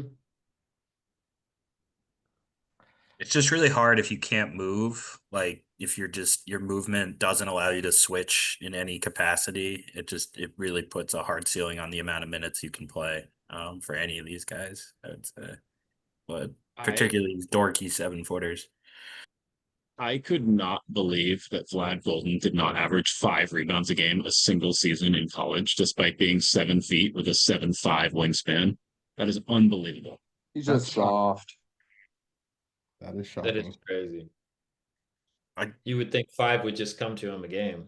I was at the Northwestern March Madness game 2 years ago when he was playing for Northwestern, and it was just like, man, this guy's huge. Does he have sort of anything besides blocking a shot that comes right at him when someone challenges the rim? And it was just he had energy, he had force, but the game after was UConn's opener. They're 16-1, and just the going from Golden to like Klingon, and it's like, right, that's what an NBA big looks like. Just the way he moves, the coordination. Klingon's rebound percentage, I think, would be like, and on Basketball Reference, it would be like the 4th highest of all time. Like, I guess I'm guessing that just kind of covers the modern era, but yeah, he had a crazy rebounding percentage this year. And his block percentage also is like higher than Sean Bradley's, who is like the #1 all time on I guess the minutes played enough to be on that list. So yeah, pretty crazy. Dumb question. Is it 2 or 3? 2 ways. Are we going like for real 3 or just normal like back in the day 2? You just get how many guys you can add right now? Yeah, for the 2-way thing. Yeah, just 2. I got it. Thank you, sir.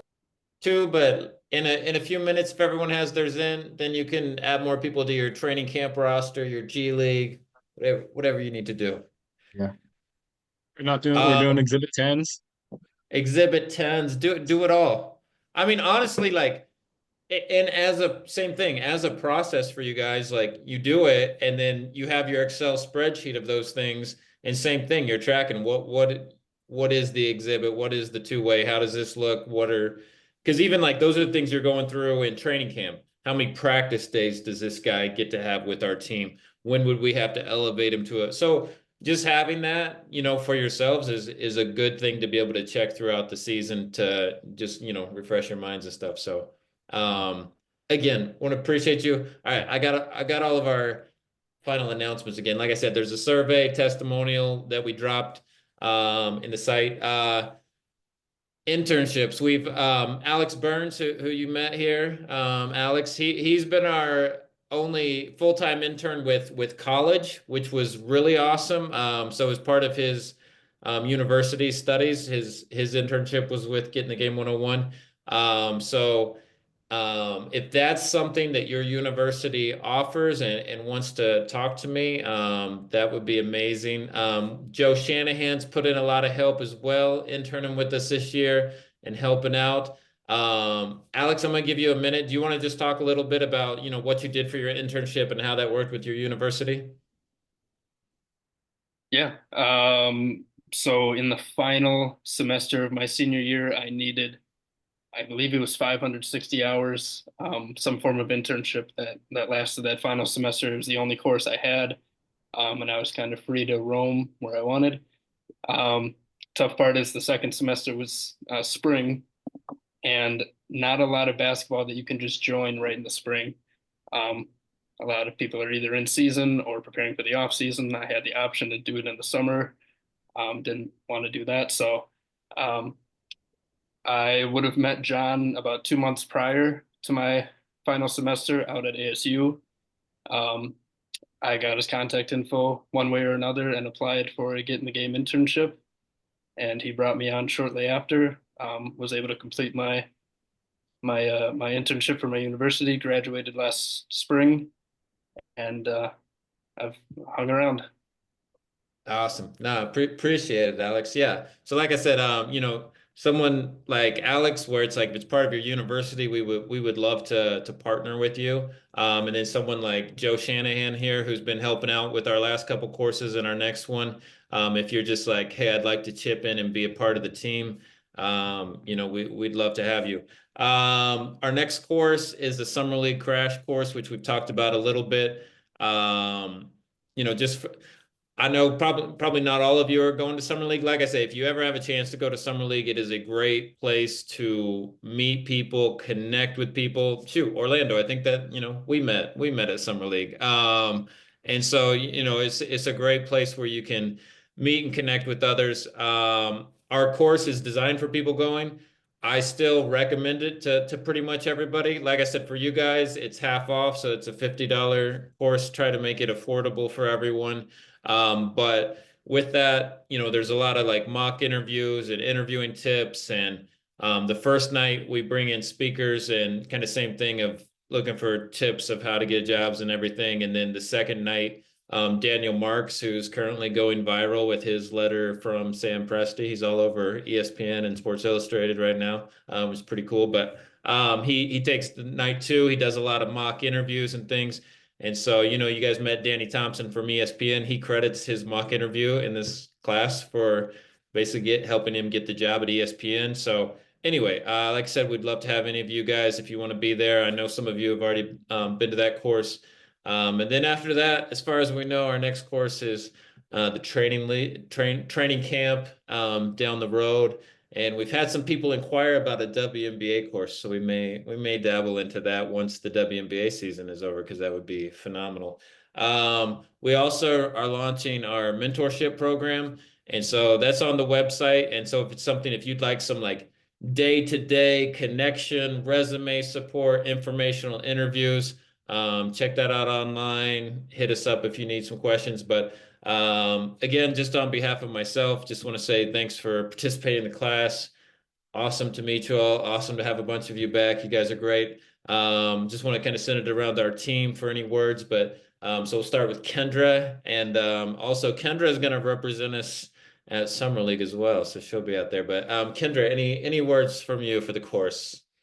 I'm always like, my mind is blown when you guys do this stuff, because as much as I'm part of the NBA like team, I just don't understand how you guys even decide who goes when. Like it blows my mind all the time. So it's very impressive to watch all of you guys like do what you're doing. I am trying to go to Summer League. I won't be there the entire time, but I'll be there during the week sometime between that one full week that they have, the 12th through the something, I think.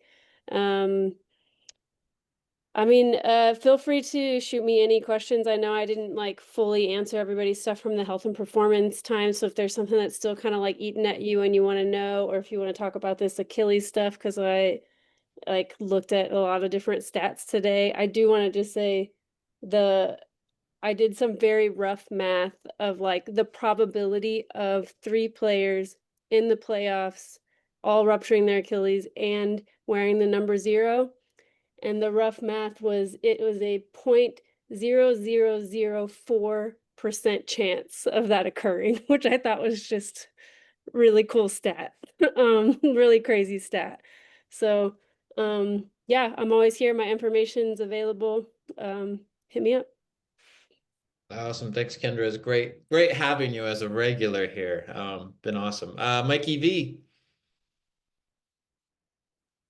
Yeah, just wanted to thank everybody once again for coming on Getting the Game 101. And I love being a part of this course. I think everybody crushed the mock draft as well.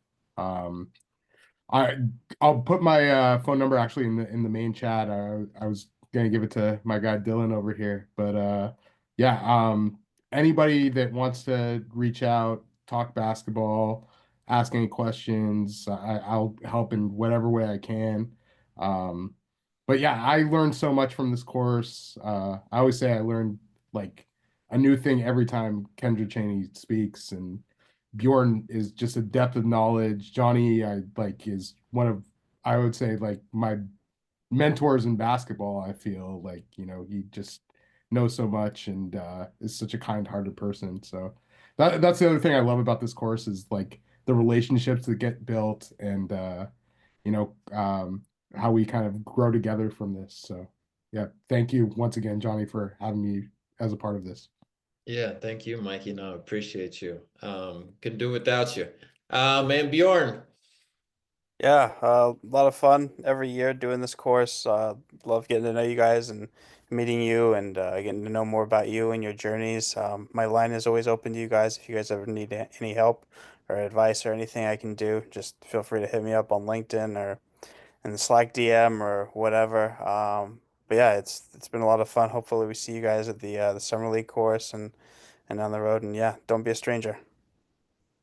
Awesome. Thanks, Bjorn. All right, well, we're gonna kind of wrap up class with some more Q&A time. And so I'm gonna talk, like I said, a little bit about War Room, draft, and obviously like Bjorn, Kendra, if you want to jump in, you're more than welcome to. And if you guys have questions, raise them and we're here. But so it's Tuesday night, so the draft, is Wednesday. So Tuesday night, and I'll speak from Trailblazer experience, but I know a lot of teams are similar. But the ownership comes into town on Tuesday. So, some ownership teams are local, some are distant.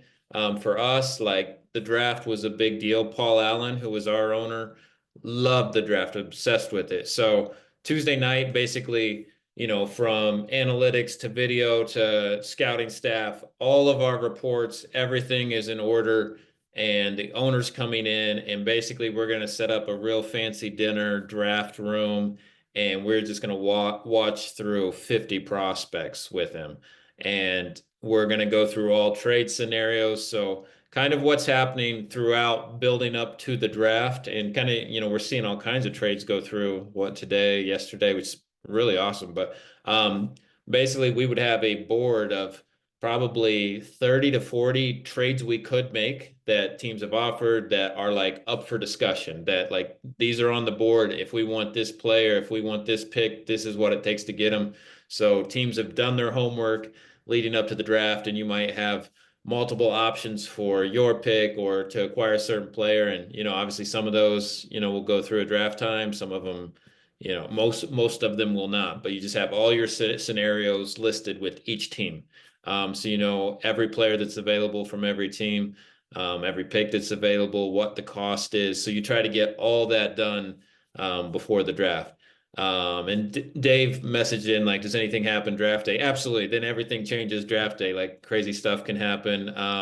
Because even now all the teams are having to change whatever they had attached to Porzingis or Simons or Holiday. Like any of those things, they've got to switch to, all right, that's off the board. That pick's off the board. That pick is over here now. So you're constantly having to update and manage and change everything as you go. But basically, this night we would have a huge dinner, and we would just be watching through game film and adjusting players because, like we've said, the whole course, owners have a ton of input into these things. So obviously, your scouting staff, your management has all done their homework. Ownership's going to come in and do whatever they want. I mean, there's a lot of stories from, let's say, like the Charlotte Hornets when Michael Jordan was there, and like, man, the poor scouting staff, he'd ask the dentist what they thought, and they had the same vote as the rest of the team, just crazy stuff. And so you just never know. Each ownership is different and how they operate. I've always thought the Kings have been pretty funky with their ownership and the types of players they try to get in their 1, 2, 3, Nick Stauskas and that kind of stuff. Like just man, there's weird stuff. The Clippers Donald Sterling days where they would take someone that his wife thought was hot. Like just weird stuff happens that's like owners have so much control and power in the draft. So which GMs and scouts drives them crazy because you can do your homework the whole year and then an owner can flip things in a second. But that's where, as a GM, I mean, we talked the whole class about relationships. That is the relationship for a GM is the owner. Going back to like our Trailblazer days, Kevin Pritchard, who's now the president of the Pacers, did an incredible job. He was phenomenal GM of the Blazers. He was there when me and Caleb Canellis started, hired both of us. He was great, but I don't even know what happened. Something happened between him and the ownership. Boom, they fired him. They brought in Rich Cho, signed Rich Cho, who's now with the Grizzlies, to a 4-year contract. After 10 months, the owner decided he didn't like his personality, fired him. And so it's just like this constant, like that's the number one relationship. Then Neil Shea came in. You guys have probably read things about Neil Shea. Probably most of them are true. But you know what? He had a great relationship with the ownership. So like it didn't really matter what was happening behind the scenes because him and the owner had a good relationship because that's your number one relationship. So anyway, that's what's happened the night before. All the teams right now are meeting with their owners, getting things set up. And then, draft day, we, especially, being in Portland, West Coast, you're getting into the office 5 in the morning because you got to be on East Coast time for any deals that are coming down the pipe. And, me as a video coordinator, basically, I was monitoring all the players who might be moved.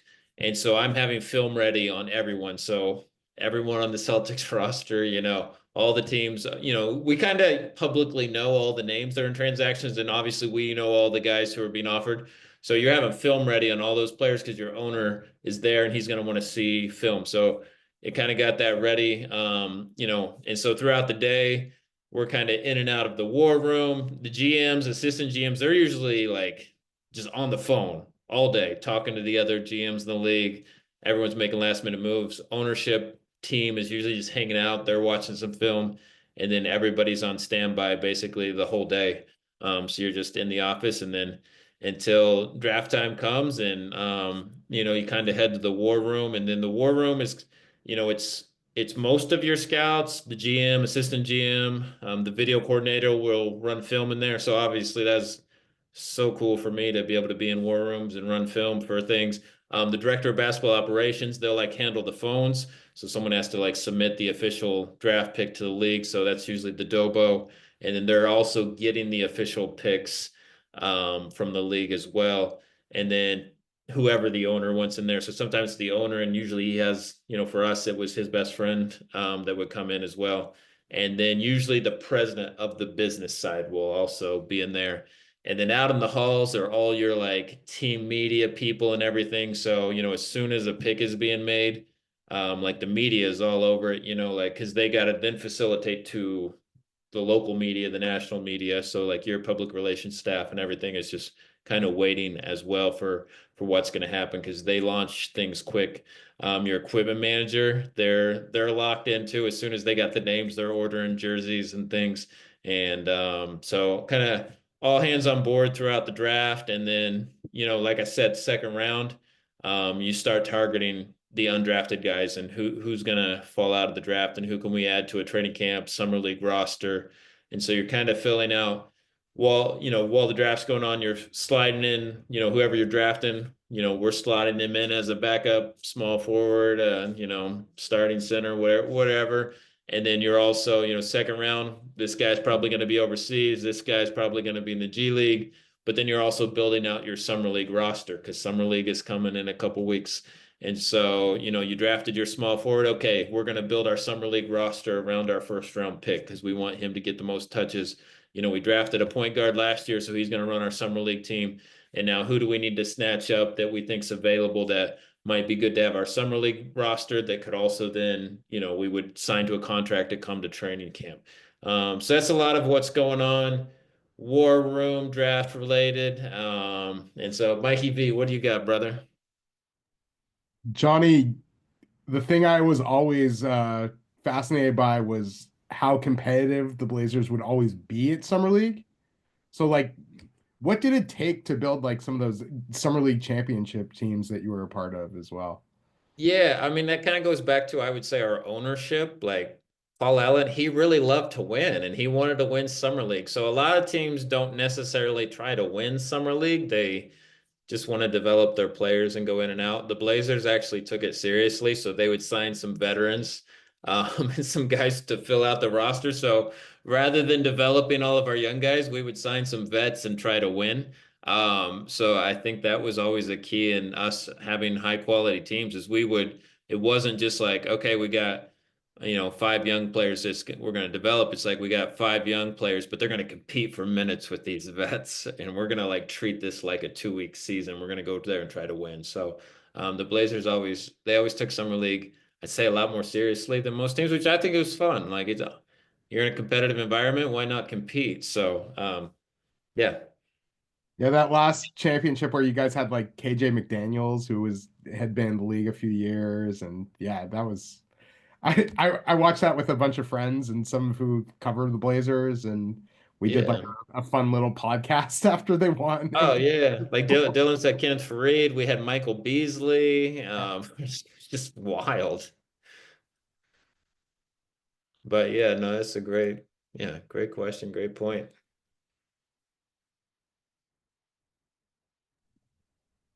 Other Abs, I know questions, you thoughts? Abs, yeah, I saw Abs had a couple questions in the comments that I Let me would like for him make to some. clarify, if possible. All right, I think I got Dave sent me some. I got Dave's. All right, is Abs you still here? You can ask him in person if you want. There's a lot of questions here. I don't. Who we got? He said his mic was having trouble working. Oh, gotcha. Developer who might have the tools. All right, we'll ask. How much is it on the coaching staff, head coach, to develop a player who might have the tools to succeed but just hasn't been able to consistently show it? How much is it on the player? I mean, it's always going to be on the coaching staff. Like, I mean, the player, they have to take ownership of it, but if they don't, they're just going to be gone. I think, the Golden State Warriors is a great example of right now, in my opinion, with like Wiseman, Kuminga, Moody, like where they're just like, oh, we're going to do this second iteration. None of those guys really panned out. I mean, Moody and Kuminga are good players, but not what they anticipated. And obviously Wiseman didn't work out at all. So, I mean, I guess it's on everybody. I mean, it's on the GM, it's on the coaches, it's on, the health department, it's on everyone, because if it doesn't work out, then everyone's gone. And so I guess the Warriors are, even Bob Myers, if those guys, if he had hit on those picks, maybe he stays in Golden State and wins a bunch more championships. But it was time for him to move on because obviously it's phenomenal. I think he's obviously one of the best in the business, but kind of time for him to move on because, they're kind of stuck in mediocrity now. But yeah, if a player doesn't develop, they're probably going to be moved. Then coaching staff is going to be held responsible. Scouting staff's going to be held responsible. Everyone's going to be held responsible.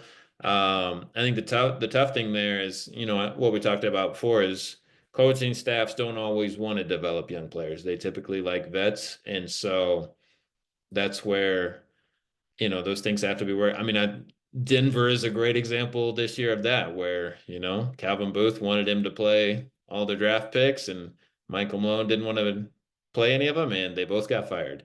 And so, you gotta figure that stuff out, or it's on everybody. So, and all right, reading on through Ab's questions, he's talking about Golden State. So, yeah, so I mean, it's a great example. So, obviously, we came up with the same example.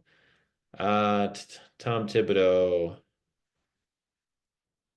Yeah, well, I mean, I wrote an article on the Tom Thibodeau situation. I mean, and I guess from a little bit, I don't think they're going to find a coach as good as Thibodeau. I think he's one of the top coaches in the world and a brilliant basketball mind.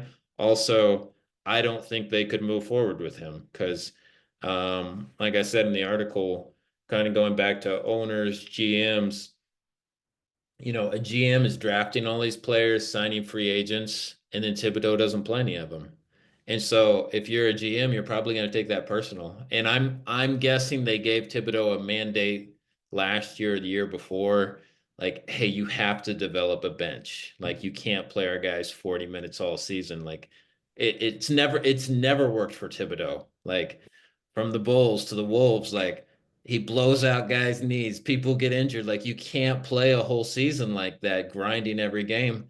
And he did it back-to-back years with the Knicks. And, by the end, they can't run with a Pacers team. Like, and even if somehow they had got to the finals, they couldn't have kept up with Thunder. And again, making it to the Eastern Conference finals is unreal. So it's like you have to credit him for that. Like, that's amazing that they made it. But their goal is a championship, and they probably see that we can't win a championship with them. And so the odds are they take a step back and they don't, except for the Eastern Conference is so wide open, so maybe they don't.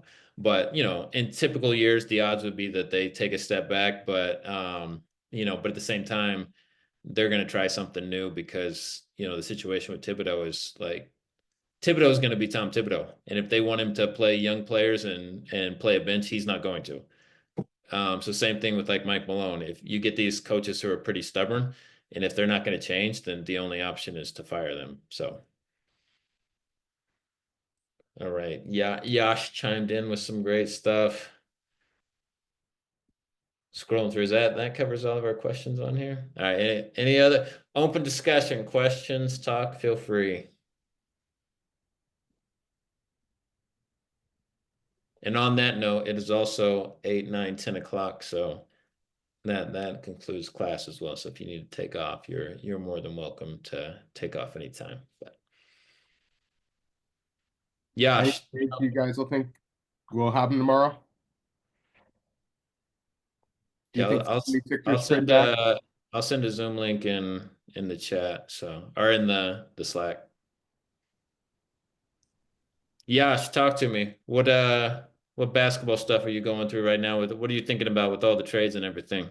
Man, yeah, we just trying to process everything. I was honestly, it was great having Yossi on last week.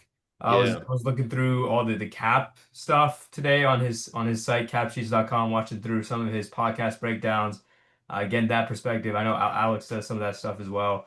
But it was honestly, it was just processing all of that, trying to understand where these teams are coming from, especially with the second apron.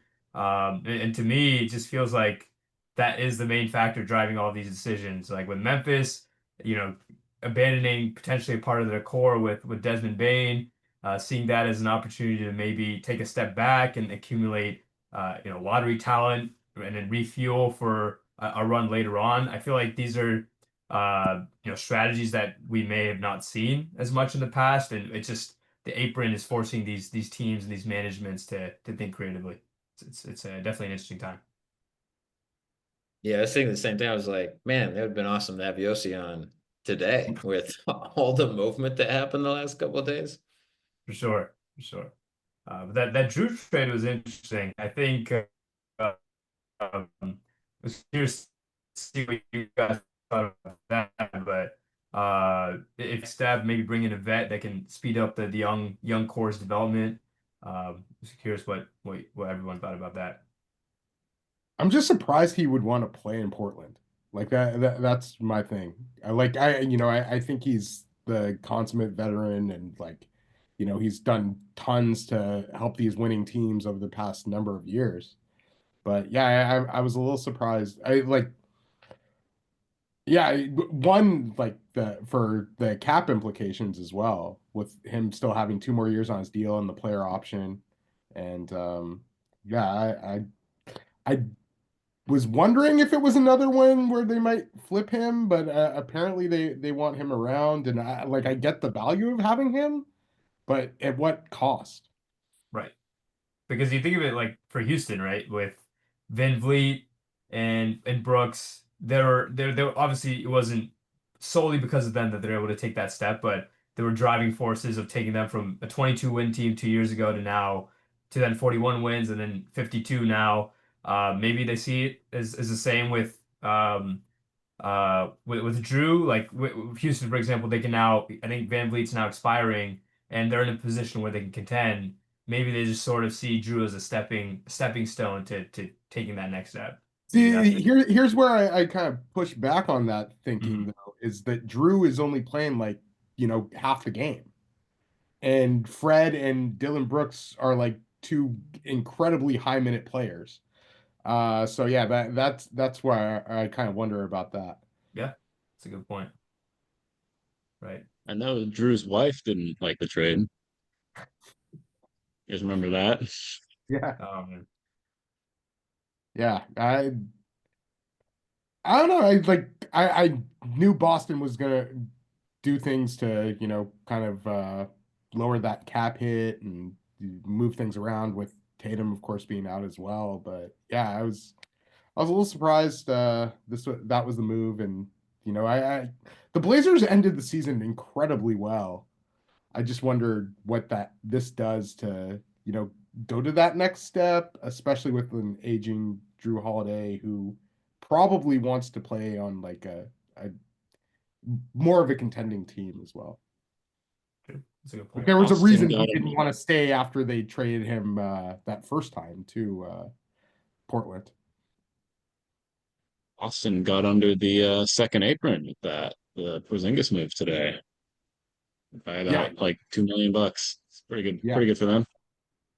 Yeah. Like, well, but now when they get back to it, like, they need to find other pieces that can help them contend too. Like, getting George Niang for Kristaps Porzingis for cap reasons is great, but what does that do for, Al Horford only has a couple more years left, you would say, right? Yeah. I guess the big thing now is what's going to happen with Beal, because now that's really the big contract that everybody's like trying to avoid, but Phoenix still needs to get rid of. So I heard they're going to try and buy him out. That's what I had heard, but yeah, that seems like an absurd amount of money to buy him out. Plus, he still has another year. The only team I've really seen or heard about possibly being in on it is Chicago, and I don't know, with everything they've been saying, it doesn't sound like they would be, but because they're wanting cap flexibility in 26, that's everything what Arturez has said. But it doesn't isn't his contract until 27? I believe so, yeah. So Yeah. it wouldn't make sense. So I don't know why they're trying to report that the Bulls would want it, unless they're getting a pick. And even then, that still wouldn't make sense. Yeah, and aren't the Suns picks kind of leveraged as well? A little bit. I think the only pick that would really be reasonable is the 10th. If they got the 10th pick. The 10th this year, yeah. Yeah, from Houston. And that's what, there's only a 2-pick jump. It's not going to benefit really at all. Yeah. I don't think Beal's going anywhere unless I've heard they were going to buy him out, but yeah, I don't know a team that would trade for his contract. I would almost imagine it's going to be a buyout. Yeah. Yeah, I don't like where the Suns are right now. How did they manage to take back more money in the KD trade after already being in the second apron? They took back like 2 more million. I don't think Really? I think what happened. No, I don't think they did. Yeah. I think what happened was Oh. it's actually kind of like Dylan Brooks had like incentives that were likely for Houston but unlikely for the Suns. So technically both teams took on less money, which is kind of funny. Yeah, you're yeah, right. like- I did see the Dylan Brooks. Yeah.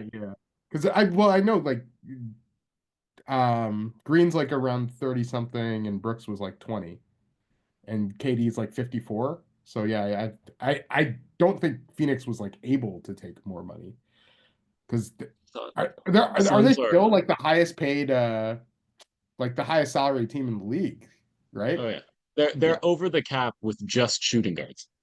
Yeah. Oh yeah, well that's all the players they have. It's also it's also half their roster, but Yeah. All the high paid players they have at least. Yeah. Any thoughts? Oh, we have Blazer people here. Any thoughts on CJ McCollum going to Washington today? I saw that. I'm happy for him. Like New Orleans, from everything you hear, is the worst place for like a basketball player to actually like be healthy and develop. Like facilities, how like DeJounte Murray was talking about how he couldn't get time on the training table like in New Orleans. So like, yeah, Kendra, how do you feel about that? That's insane. Like, yeah. So I am happy for CJ. I don't Washington. I would assume they reroute him eventually if it's now or at the trade deadline this season. I'm happy for him to get out of New Orleans. I mean, maybe he loved it there. I don't know, but Washington, I feel like they're actually trying to build an infrastructure there. So I think it'll be good. I hope he can get to a winning team because he's such a great human being and deserves to be part of something good. So I hope he can get back to a winning team. I did Yeah. not Lakers not paying for synergy. That seems pretty crazy. Yeah, insane. Yeah, I had heard that. I had heard that previously too, like during so. Maybe they weren't paying for it and they were just getting somebody No, else. they weren't. They didn't have it. Like they didn't have access. They didn't want to pay for the service. So I've never paid for synergy and I still no, get it. the So, Lakers, yeah. the Lakers were so cheap. That's where I think the ownership is going to make a huge difference there because, like, obviously they can still get players just by being the Lakers, but if they actually add investment into the franchise, the players, the staff, because like I'm trying to think, like injury wise, like I don't know if you guys remember, like I'm trying to think if it was the COVID season or lockout season. They didn't want to pay their staff. They let everyone go. And other NBA teams were snatching up their staff members like crazy because they had some really high level people. And I'm trying to think their trainer, he left. He had been there forever and had been one of the best in the league, went to another team. The Lakers were just riddled with injuries the next year. And the team he went to was number one in the league at most games played. And so like those things matter. And like so many times ownership doesn't invest in people or staff. And so I think it's just going to be a game changer for the Lakers to have owners just paying for infrastructure there.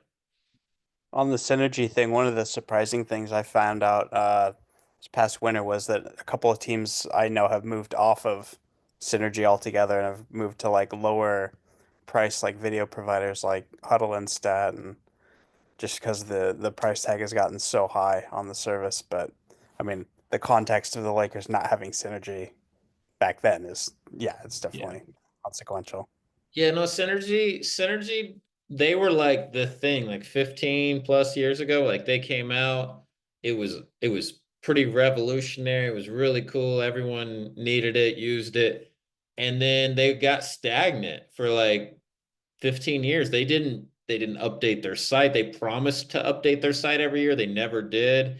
People would give them so much feedback of things they wanted changed, developed, and they didn't invest in their own infrastructure, and that's where all these other companies came along with similar-ish products and started to take the market share. So I feel like Synergy, they kind of did that to themselves for where they're at now. If now there's a lot of competition because they should have blown out the competition because they had everything in place, and now they took too long to update their own product, and other companies came through. So It's so true that they got stagnant for 15 years. Like their interface like literally did not change for the longest time. Like they did not have a search bar or a way to find like players or teams or anything like that. That just seems like a very basic thing. But then when they switched over, like it's kind of like the Facebook dilemma where you switch your interface to like help users, but then people are mad because this isn't here where it used to be. Like I don't know how to use it anymore. I have to relearn,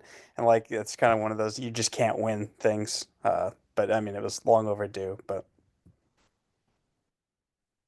Can we get back to like I feel like what Washington's done to bring in some of these veteran guys is kind of cool. Like I it seems like Chris Middleton's like pretty happy there, and Marcus Smart, like yeah, like even like Kelly Olynyk, I think is a guy who can help out their young big guys too. So yeah, I and then wonder if also a lot better for the cap situation with CJ being expiring. I wonder if that has to do with like guys wanting to go there in terms of like prospects. Because I've never seen like if that's where Ace Bailey wants to try to get to. I don't know if that's what it is, but like Alex Sarr wanted to go there last year. I wonder if that has like something to do with it that they're like taking in these veterans so guys know that they'll have a kind of a mentorship while they're there. But I also think like this was a team that seemed like they had no direction and didn't have a particularly good year. They had Bradley Until Beal. until they traded for some of the older guys. But yeah, I think like I'll give credit to isn't it like Michael Winger's running it and Will Dawkins? Yeah, like I think those guys kind of have a vision of what they want this team identity to be. Middleton said the Wizards are making the playoffs next year, shortly after he was traded. So if the East is as open as it looks, maybe we gotta put in your chips now. I mean, if they keep those vets, they might. Yosh. Lay in. Let's go. Disparity in like overall play-in wins between the West and the East next year is just going to be insane. Oh my God. I can't wait till we have like a 50 loss play-in team. It's going to be fun, or multiple. It's going to happen in the East one of these years. Not great. Maybe next year. Yeah. I thought it was going to Are be. you I thought guys it was going to for happen this having year. having a benchmark for teams to make the plan at all, like in number of wins? Yeah, something like not crazy though. Like I feel like I don't know. Maybe you have to be within like 5 wins of the team above you, or whoever you were going to play. Because the West, I mean, it worked out for the teams that were for kind of everybody involved, but like, I mean, wasn't it like a 10 game difference between 8 and 9? Like, and that ends up going down to a 1 game scenario. That just kind of sucks. Also, just kind of from a historical perspective, like teams did used to lose a lot more games when and still make the playoffs. Like I know Michael Jordan got hurt in his second year and missed most of the season, but I think that team won like 30 or 32 games that played the Celtics where he had 63 points. Like that was a really bad team and they still made the playoffs.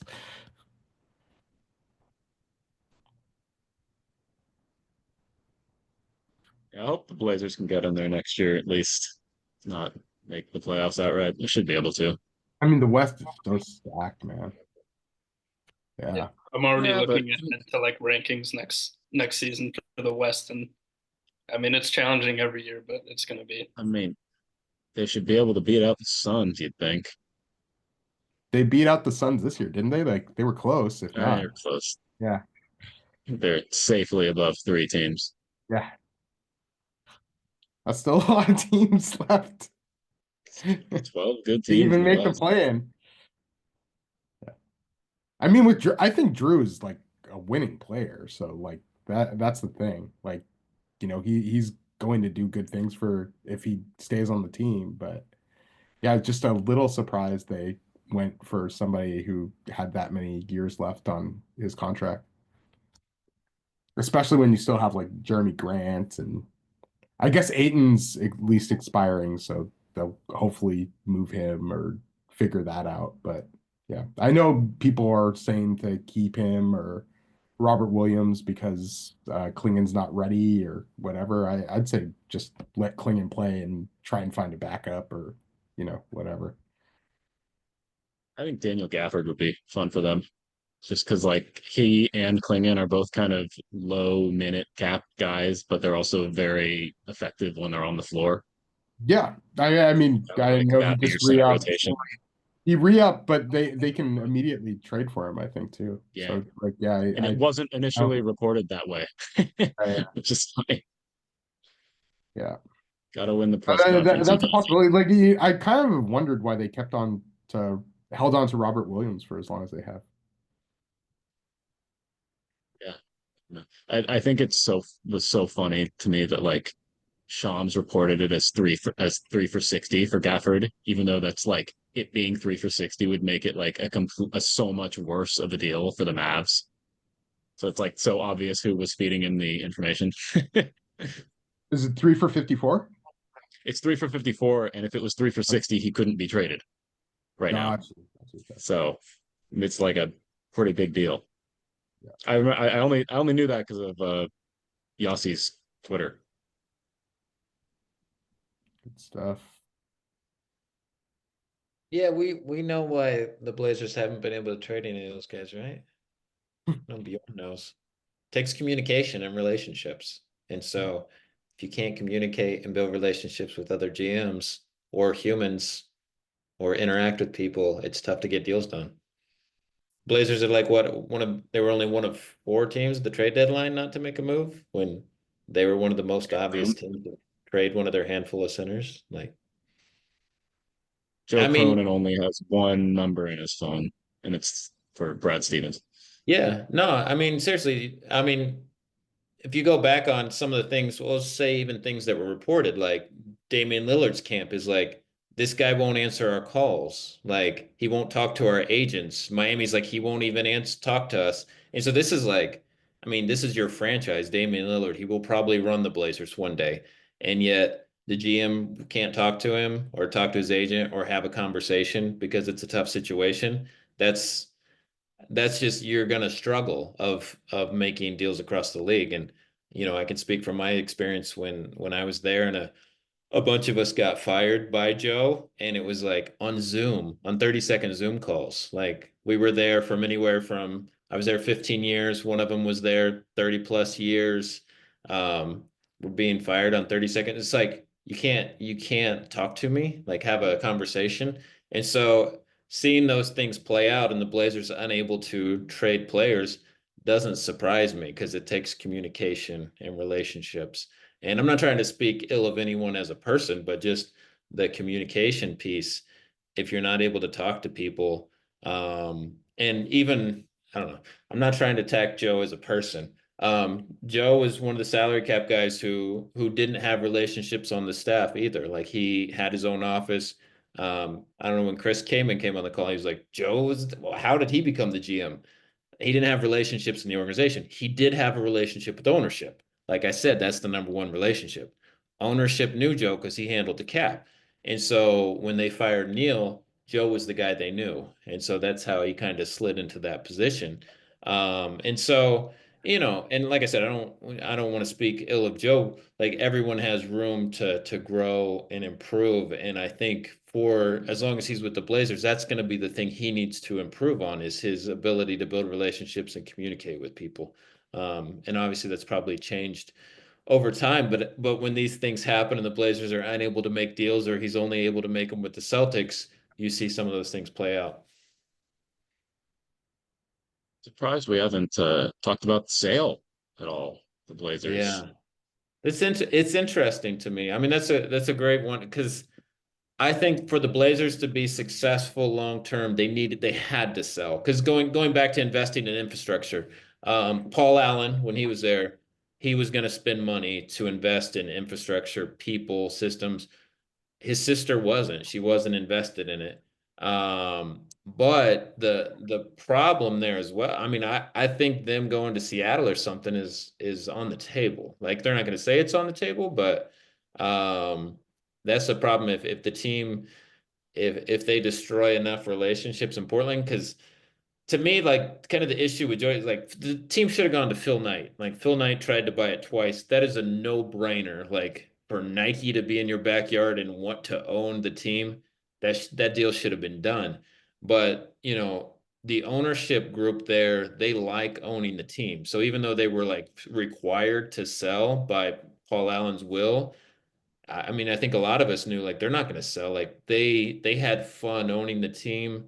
Like, Paul's best friend is kind of the de facto GM. Like, he gets to play GM. He loves that. I know the families loved coming to the games, being in the box seats and running around doing whatever they want. I was like, these guys are having fun. They're not trying to win. They're just having fun. And so I was like, there's no incentive for anyone to sell here because they're enjoying owning the team. They didn't have to buy for it or work for it. They just got handed it. But then when you're looking at, like, the GM, the president of the business side, any of the people who report to ownership, they're not going to want to sell either, because what's the incentive for them to sell? Because they'll probably lose their jobs. So if a new owner comes in, they're going to bring in probably, like, let's say Phil Knight came in, he's probably bringing in 10 executives from Nike to run the Blazers. And then the Blazers top level of people are going to be fired. So there's no incentive for anyone from the Blazers to want to sell the team either, because that's firing themselves. So I think you just get caught in a tough situation in those things where no one's going to speak the truth to ownership. The ownership didn't talk to media. They kind of hid. And so I think it's a really tough situation. I think the hope is that you'll have a local buyer, someone invested in the Portland market who can come in and kind of revitalize it a little bit. Because I think it does have to be sold. Like that's best for the franchise. But I do think there's mild concern that it could go to Seattle, in my opinion. Or anywhere else, honestly, Johnny. Like that's the other thing. Like you like Clay Bennett just won an NBA championship, and he's like, "Well, I'll keep it in Seattle if I can," knowing Totally. full well that he's doing everything he could to move it to Oklahoma City. So yeah, and then Michael Heisley being the other one where he's like, "Well, I'll keep it in Vancouver if it makes sense," and he's a Memphis-based guy, and he moved it there. Yeah, I'm really worried about the like it being a Portland person to keep the team here. The Yeah. one with Seattle and I guess Las Vegas, who I thought were going to be announced as the new franchises like coming into next year, but I guess it'll be prolonged a bit. Is I heard it's like, doesn't the NBA get like a $10 billion like expansion fee or something from whatever city Yeah, More basically. now the Lakers sold. Yeah. They were trying, yeah, that's why they were trying to get to 6 billion with the Celtics so that they could establish that as the benchmark, and then the Lakers went 10. So whether it'll be 6 to 10 or somewhere in there, because the owners split all that money. So whatever the entry fee is, that's just cash to the owners. So they're probably they've just been waiting for the price to go up. Now, in theory, it was Seattle and Vegas who were going to get the teams for the last 5 years. But I don't know. I wouldn't be surprised if it's a wild card team. If I think Mexico City is on the table. They could do another team in Canada. I guess it'd be back to Vancouver would be the most likely, or Montreal. I don't know if they Calgary. would try to do something in London or something. I don't know. I just think there's going to be a lot of things on the table for the league. And so that's where I'm like, if they might bail on Seattle, and then that would open up the You think Portland. they bail on Seattle over Vegas? Yeah, no, and then Portland would go to Seattle. Really? But like that they'd miss out on that money for Portland just to No, they would go to like let's say Vegas and Montreal, okay, yeah, so they get and the then money and then Portland goes to Seattle, something like that. I And mean, I'll that would say really I'm pro Portland. Portland is a phenomenal basketball city, and I and hope the team stays there, and that's why I hope they get a local buyer. Um, but I don't know. I think the current ownership group has hurt that franchise a lot, in my yeah, opinion. And ownership, I mean, that's kind of like, I mean, Howard Schultz, he's the one who was ultimately responsible for Seattle because he did yeah, not, he was not a good owner. Um, he ran the team from, and this is obviously what I've read or learned or whatever. He basically ran the team like a Starbucks. And a lot of business guys will do that. They run the NBA teams as if it's their business, and you penny pinch everything and you don't treat people well. And it's like, it's such an interesting thing to me because it's a reverse model where, when you have an NBA franchise, who's the most important person? It's your star player. It just is, and you have to cater to them. Like you have to. And so if you go like, oh, I'm going to treat this like a penny pinching business, and I'm going to treat the number one employee like I'm bigger than him. Like if the owner wants to be bigger than the players, it's just not going to function. Like the owner has to become subservient to the employees, to the 15 employees. You know what I mean? Just like the GM and the coach do. Like that's why you hope you get the right players because they run things. And if you don't let them run things, then they're out. Like they do what they want to do. And so, in Seattle, I don't know if you guys have ever watched Sonic's Gate. It's really phenomenal. It's like a 2 hour documentary of like how Clay Bennett got the team out of Seattle. But it's kind of the model for how to do it, where basically he knew the whole time he was taking to Oklahoma City. He lied to Seattle. He lied to the league. But and to me, that's dumb on them, the league and Seattle and Howard Schultz. It's like I don't know. I knew as soon as he bought the team, he's going to try to take to Oklahoma City. I'm just a guy observing it. They had a whole team of people from Oklahoma City who bought the team. I'm like, they're going to move it. But what they did was they turned the city against the franchise, which is what I think the model is and what could happen in Portland. Is basically they started selling off all the players. You remember they got rid of Rashard Lewis and some of their best players, and they started getting rid of all of them.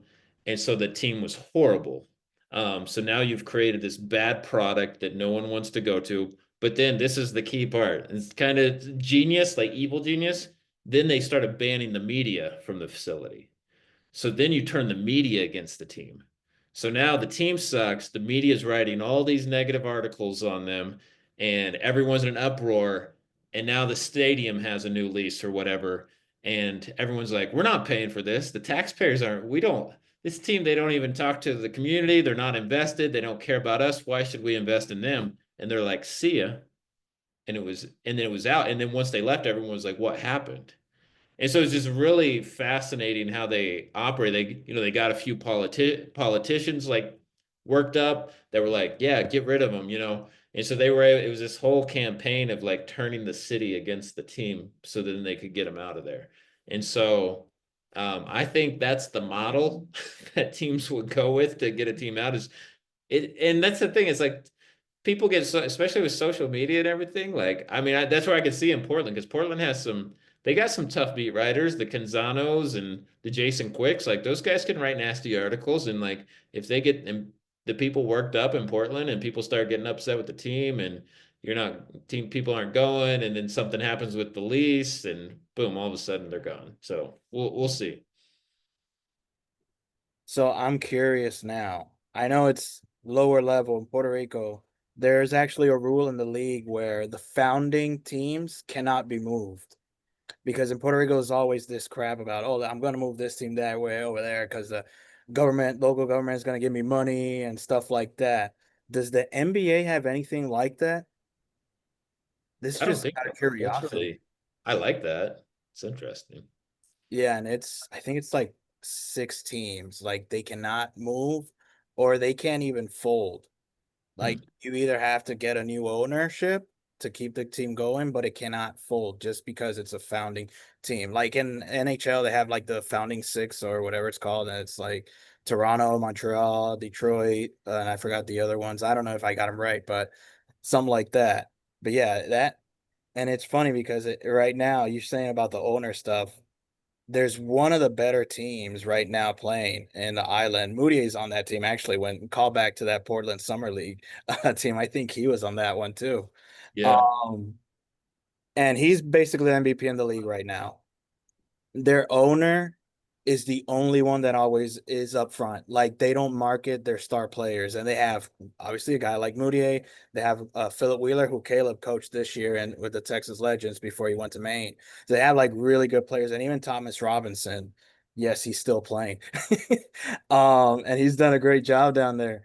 But like and every time something goes wrong, it's like the owner is the first one talking, and it's like no, it's this like the guy is always in these like social media shows and like dude shut up like just let your players be there, let your players be the face of the franchise. They were in first place last week and their coach just resigned like out of the blue, and it's been like a whole shit show. And what you're saying about Seattle kind of reminded me of that. Like damn, they live in that down in Puerto Rico, but that is a team that can't fold or they can't move it just because it is one of the founding Yeah. teams of the league. So I No, would that think makes here just like the bigger markets just are gonna stay in the bigger right. markets. And there's no real fear of that. One of the original NBA teams actually was Toronto, the Toronto Huskies, but they eventually folded. And yeah, so that was the first ever NBA game was actually the Knicks versus the Huskies. interesting. I didn't know that. It's good knowledge. Sheesh, right. Are there any like rumored potential buyers as of now? I don't know. Yeah. Or, yeah. Can't There imagine are that like kind of thing would I would think it would have to be like a group almost, right? Like Yeah. Yeah, I mean, for like a Portland-based group, probably. I mean, the NVIDIA guy is, got some ties to Portland, right? Jensen Wang. I don't know if he's interested. Obviously, Bezos could. I know. I think that's the tough thing is most of the money in Portland is from Seattle, It's like from the Seattle. Yeah, Bezos. And that's so it's hard. like, and even Paul Allen, like he was a Seattle guy, and so a it's little tricky. surprised he never moved the team there, honestly. Like that was I know, and that's the thing. He was very committed to like Portland, and so man, that's where it's tough. It's gonna be tough to replace him. I don't know. I remember in 2007, like this is before they got the first pick, and maybe it was like December of 2006, hearing a radio interview of like Paul Allen saying something like, when they were discussing selling the team, him saying that over the next 3 years they projected to lose like $100 million or something like that, and that was like very much on the table. And then they got the first pick, and then it was all of a sudden like, oh, I guess we're staying. Like so, Yeah. it's funny. yeah, like wasn't he was getting hit hard by like the luxury tax because the Blazers always had such a high salary. So yeah. Trader Bob Whitsitt too. Was that Yeah. was Bob still there when you were hired, Johnny? No, Okay. I started with Oh, it was Kevin Pritchard. But, Yeah. but Bob, I think is that who brought Bobby Medina in maybe back in before us probably? Certainly possible, What he right? said. Yep, because he was in Seattle and brought him with him to Portland. Yeah. Yeah. Yeah. Crazy. Yeah, I'm really worried about who buys the Blazers. I'll be honest, like I'm very worried about that. I think I think Portland is such a good basketball city, and Yeah. like yes, there have been I mean these last few years attendance has been down at least a tad, or quite a bit, but yeah, like I think like in general they've been really supportive of the team. I wonder with Canada they've rallied so hard around the Raptors, like that they did like a We the North campaign that kind of got all of Canada to rally behind the Raptors. I kind of wonder if they do that for another Canadian team. So that's why I would wonder about like a team going back to Vancouver or Montreal. I think it would be amazing if that happened. But I also I think the players in general they get taxed more. And that I think that's been an issue with the Raptors keeping players. I think that's definitely been an issue with them attracting free agents. So yeah, that's why I would wonder about Canada getting another team. I've heard Kansas City is like a possibility, and just that part of the country kind of doesn't really have too many teams. Like you have to drive hours and hours to get to. You want to hear something wild? The Blazers played a preseason home game in Kansas City when I was there. That's awesome. Because it was kind of the Kevin Pritchard connection. He played from Kansas and Kansas City's trying to get a team, and we played a preseason game over there. Wasn't Kevin Pritchard the first player the Grizzlies ever signed? I don't know. That's interesting. I think he was. But yeah, so Kansas City was a place I went to in March, and it was flat and boring shit, but there I think is quite a bit of infrastructure around there, and they put money into facilities, and yeah, then you have Kansas University, which is one of the most storied programs, and they're great at getting attendance and people in there. So yeah, you have two states, Kansas and Missouri, and yeah. Would certainly be the second. Would certainly be the second big sports franchise there, at least for the next decade. Well, yeah. I know there's another one that is. I mean, if Portland had a football team, it would probably be bigger than the Blazers. But I mean, that's one of the great things about Portland for basketball is that there's no other That mean, is it's very not true. great for it's not great for Portland in general that they don't have another, except for the Timbers, but like, everybody in Portland loves the Blazers. So there's not like another franchise kind of eating some of that up. As a PNW person, also, I think Seattle is like a hellscape. I like the traffic always sucks. Everything there is super expensive. I vastly prefer Portland to Seattle. Mikey, look in the mirror for Portland. We're the exact same.